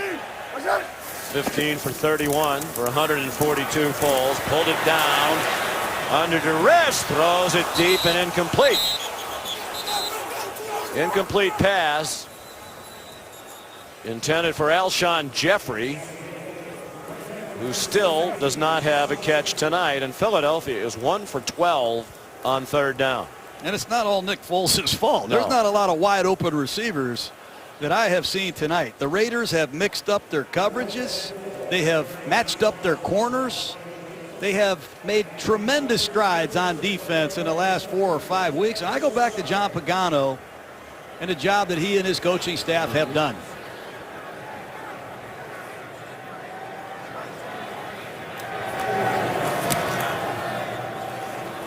Short punt by Jones. Richard waving his teammates away.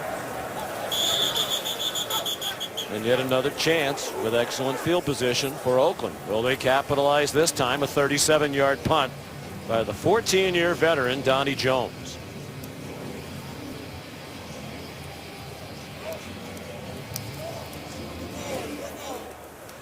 Doug Peterson knows he needs a big play from his defense again. He just cannot find the right play to call. I've never seen this season the Eagles completely shut down, less than 200 yards of total offense. They need a big play once again from their defense. The Eagles season low for total offense is 304 yards against San Francisco. They're a long way from that tonight. But the defense keeping them right in there with the Raiders. 4-yard gain for Marshawn Lynch, and the clock will tick down near 4 minutes when they snap it again. Well, the Raiders told us we are bringing our big boy pads tonight. We are going to fasten our chin straps, put our neck rolls on, and we're going to come storming off the ball. We're going to stay with the running game. And Marshawn Lynch, 24 carries, 97 yards. I haven't seen a 100-yard rusher against Philadelphia in some time. 25 games. In fact, without allowing a 100-yard rusher. Lynch will lose 2 or 3 on that carry. October 20th last year, the Redskins' Matt Jones rushed for 135, the last man to run for more than 100 against the Eagles. Lynch with that loss is at 95 yards. Let's keep an eye on number 32, Rasul Douglas, who's in this game for Philly. He was a healthy scratch last week. Back in action tonight. 31, Jalen Mills is out of the game. Douglas, rookie out of West Virginia.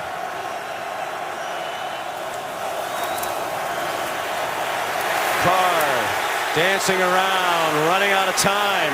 Dumps it off to Lynch behind the line of scrimmage, and he's out of time. Back at the 40, run down by Tim Jernigan. Just can't believe how relentless Chris Long has been tonight. Be interested to see a statistic of how many snaps each of these men have played tonight. But watch Long. He gets chipped by Marshawn Lynch. He keeps hunting. He keeps hunting.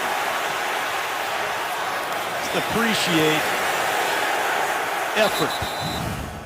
Supreme effort. And that's what Long brings to the table.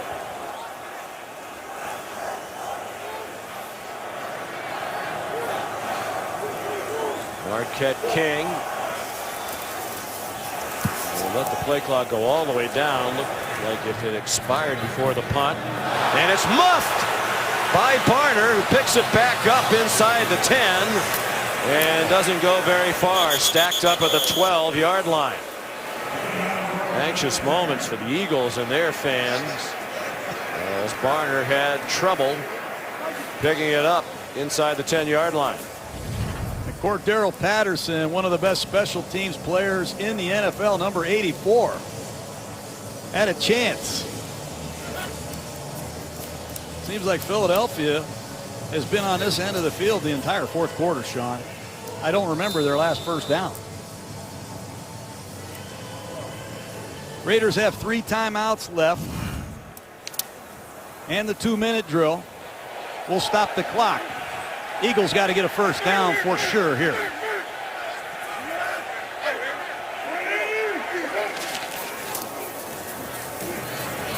And Ajayi spins out of the tackle, and it actually cost him a couple of yards. Bruce Irvin put an end to it at the 5-yard line after Khalil Mack couldn't make the tackle on the original contact. Khalil Mack ended that play. Wow. 2-minute warning. Eagles on the ropes at home on Monday night.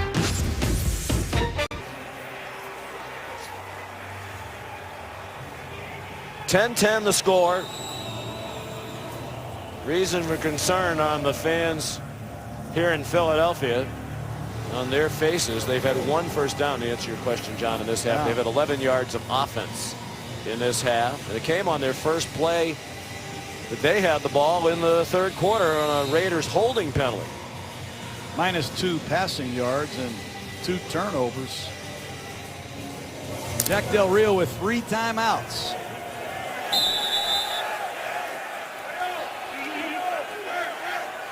Second and 16. Foles under center. Low snaps tonight. They don't want to risk another one of those up against the end zone. Blunt got them to the 11-yard line. Well, they run a trap play, and you just don't have a lot of confidence right now in your passing game. No timeout here from Jack Del Rio. He would certainly use one, you would think, if they get another third down stop. Mack has gone inside. Haven't seen him in there tonight. Working against a backup left guard. Twisted to the inside and got picked up. Foles given some time, incomplete. Throwing for Torrey Smith with Dexter McDonald in coverage, and yet another 3 and out for the Eagles, and it should be again great field position for Oakland with 1:17 and all of their timeouts. Yeah, there's nobody open either. And Dexter McDonald, who was injured earlier in the game, he and Sean Smith, TJ Carey, have done a great job against these Eagle receivers.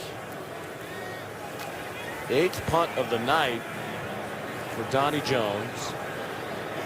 Jalen Richard, the deepest man for Oakland, standing at his own 45. low line drive punt that hit near midfield. And they'll start at the 47-yard line.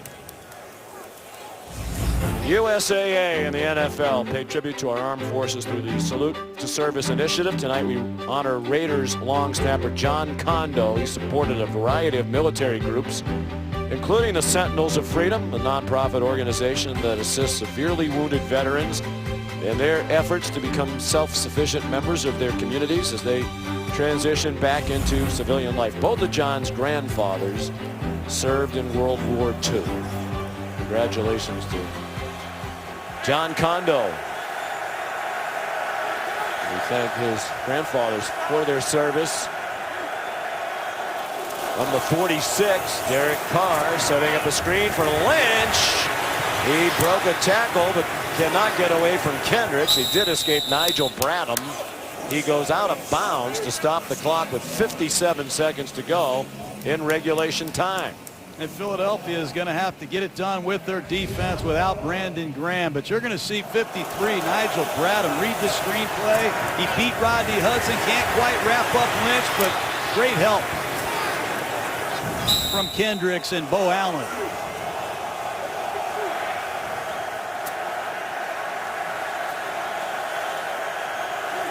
Lynch, the running back on the right hip of Carr. Carr pressured immediately, and it's intercepted once again. Ronald Darby up and running. He's going to score. Was he touchdown is the question. Touchdown Philadelphia with 46 seconds to go. Incredible. Vinny Curry gets credit for this. Great play by Darby. I think he's down. The ruling on the field is an interception by Philadelphia with the runner down by contact. It'll be Philadelphia's ball, 1st and 10. Backup left tackle David Sharp held his own tonight, but that time Vinny Curry with a beautiful inside move. Derek Carr has to throw a blind pass, and there's Darby, who had a PI earlier, making a big play for Philadelphia. But Vinny Curry come up huge tonight for the Eagles in the absence of Brandon Graham, who's unable to go with that ankle. Ruling on the field of an interception by Philadelphia will be reviewed. Eagles have all 3 timeouts, plenty of time to get in Jake Elliott's field goal range. But in order to do that, you have to gain a couple of yards, and they've had just a couple in this half. So the question now is not was he down by contact, because he was if it's an interception. It's got to be a catch, but well. well, what?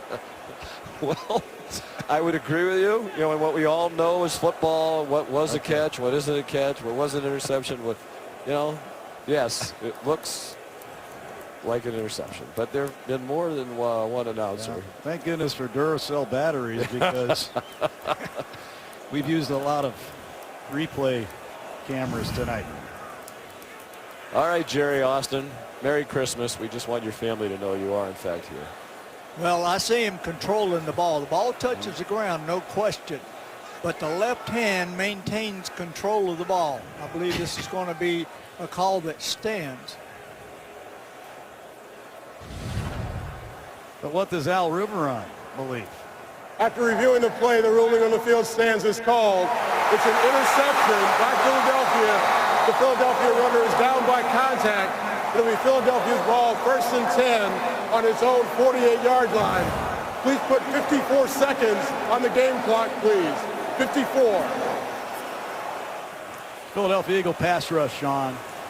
Long, Cox, Vinny Curry, Graham. Can Nick Foles get a couple first downs and give Elliott a shot? He added the time back. He said even though that was the original ruling on the field, I don't think anybody in the stadium knew it, including the clock operator. He didn't hear any whistles, see any officials blowing it dead, but they got it right. Foles over the middle, short gain. Aguilar thrown down immediately by Navarro Bowman. And a timeout called by Philadelphia. with 49 seconds to go. And in the last 4 or 5 plays, John Pagano has moved his surprise pass rusher, Khalil Mack, all over the joint. That time he lined up at right defensive tackle. He's working against backup left guard Warmack, Chance Warmack, filling in for Stefan Wisniewski.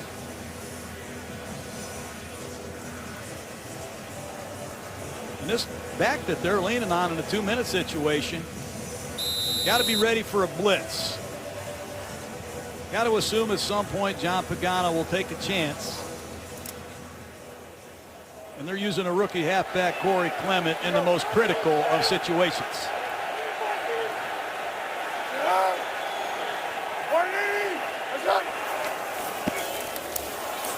Foles short again over the middle. Aguilar delivers a stiff arm, has the first down. Still in bounds, so the clock runs. Will Doug Peterson use another timeout? Yes. With 38 seconds to go. Runs a shallow cross. Good accurate throw, allowed Aguilar to run with it. Aguilar has really made great progress moving from his outside receiver position to in the slot.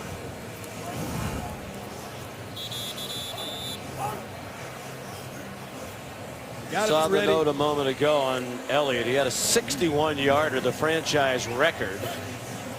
Longest field goal ever by a rookie to win the game, week 3. That was on a one-day at the New York against the New York Giants. Those flags on the top of the uprights are turning. It's windy on the field, folks. As Lisa Salters has said, crosswind about 12 miles an hour.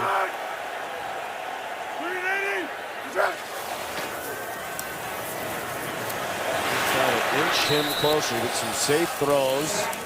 Ertz out of bounds. It's a cold night. It's like kicking a rock.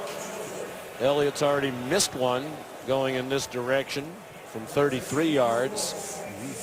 Wide right, when it looked like the wind did knock it from left to right, he hit a slice. How close, if you're the coach, would you feel comfortable? A guy with his big leg, but on a night like tonight. I think he's got to get another 5 or 6 yards, but with a timeout left, don't lose sight of Clement. Running the ball is not out of the question against this zone defense of the Raiders. Foles, another short throw. Ertz out of bounds. Ridden out by Nicholas Morrow. Still 30 seconds to go. The line of scrimmage, the 31-yard line. It'll be about a 48-yard kick from here. You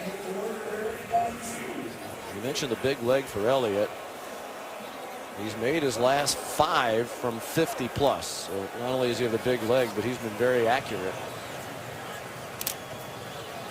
He's one of the success stories of this season for Philadelphia. Came in having made 22 of his last 24 field goals.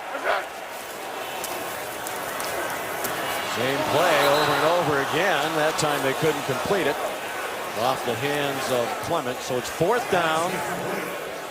And here comes Jake Elliott, rookie out of Memphis, with the biggest kick of his life. Very well could secure home field advantage throughout the NFC playoffs if he can knock this one through.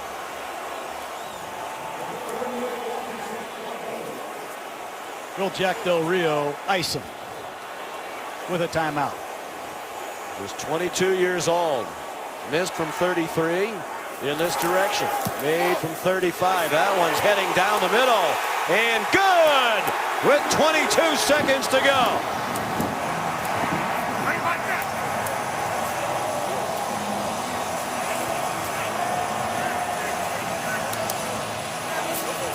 A lot of ways to win in this league. When you're having a bad night on offense, you got to lean on your defense and special teams. And credit Doug Peterson and this Eagle football team.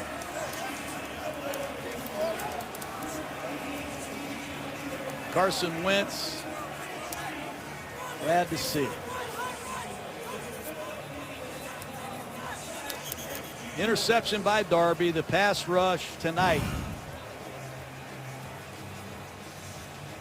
Winning edge for Philadelphia. And as so often the case, John, in games and in seasons, the turnover margin. Oakland's -2 tonight. They're -11 for the season. Last year they were one of the best turnover margin teams in the league. Philadelphia's +11 in turnover margin this year.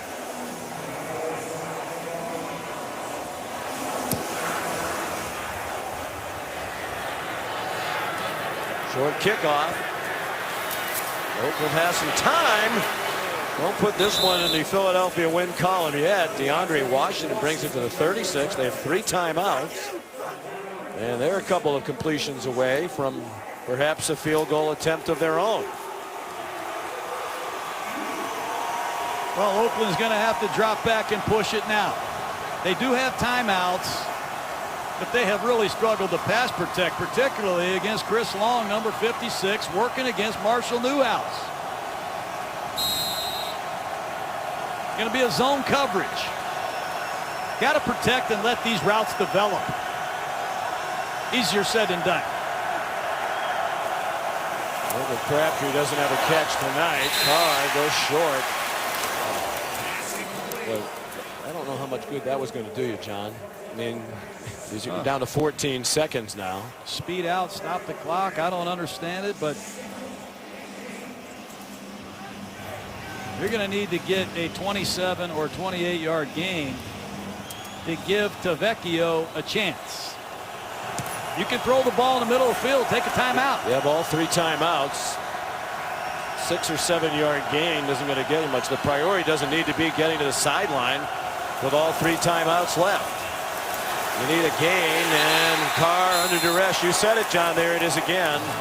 The defense winning this game for Philadelphia if they can stop 1 or 2 more plays on a night when the Eagles have just 215 yards of offense. Look, it's the best inside pass rush in football. Jernigan, highly paid, ex-Baltimore Raven. Fletcher Cox, highly paid $100 million man. And they put Brandon Graham in there. They have the best inside pass rush in football. And with 10 seconds left, Oakland might consider moving the pocket and getting Carr in a position to launch one. And they're going to use the timeout. And why not? You really don't have enough time to use all 3 timeouts with 10 seconds to go.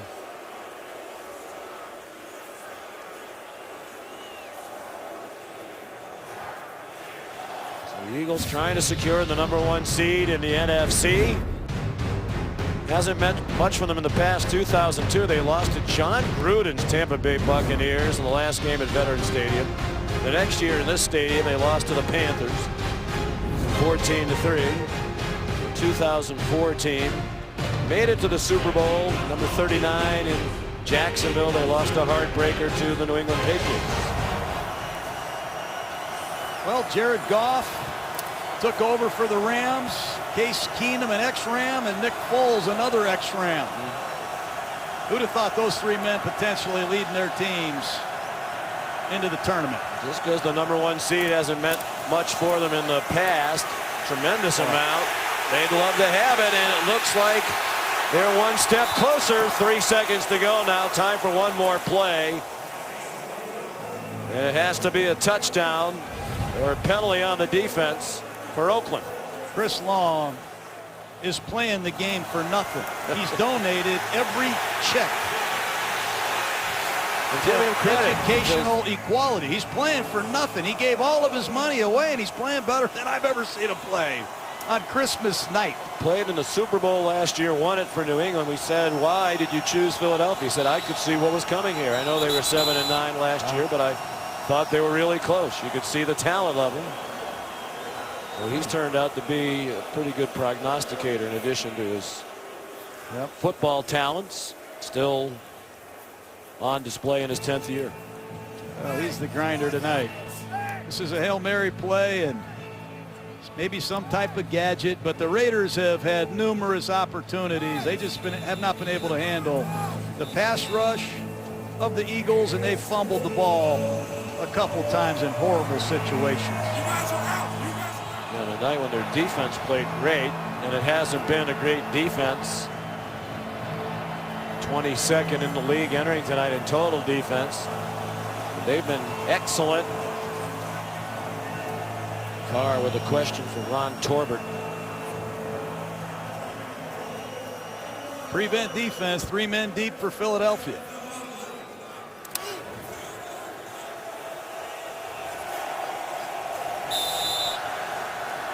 I might just throw it to Patterson and see if he can run through everybody. Yep. Perhaps the play where you try to lateral it around. It's going to be a short throw. Cooper. Richard, as so often happens, they're going the wrong way. We've seen this happen before as well. The defense scoring on the last play of the game. Derek Barnett. Merry Christmas in Philadelphia.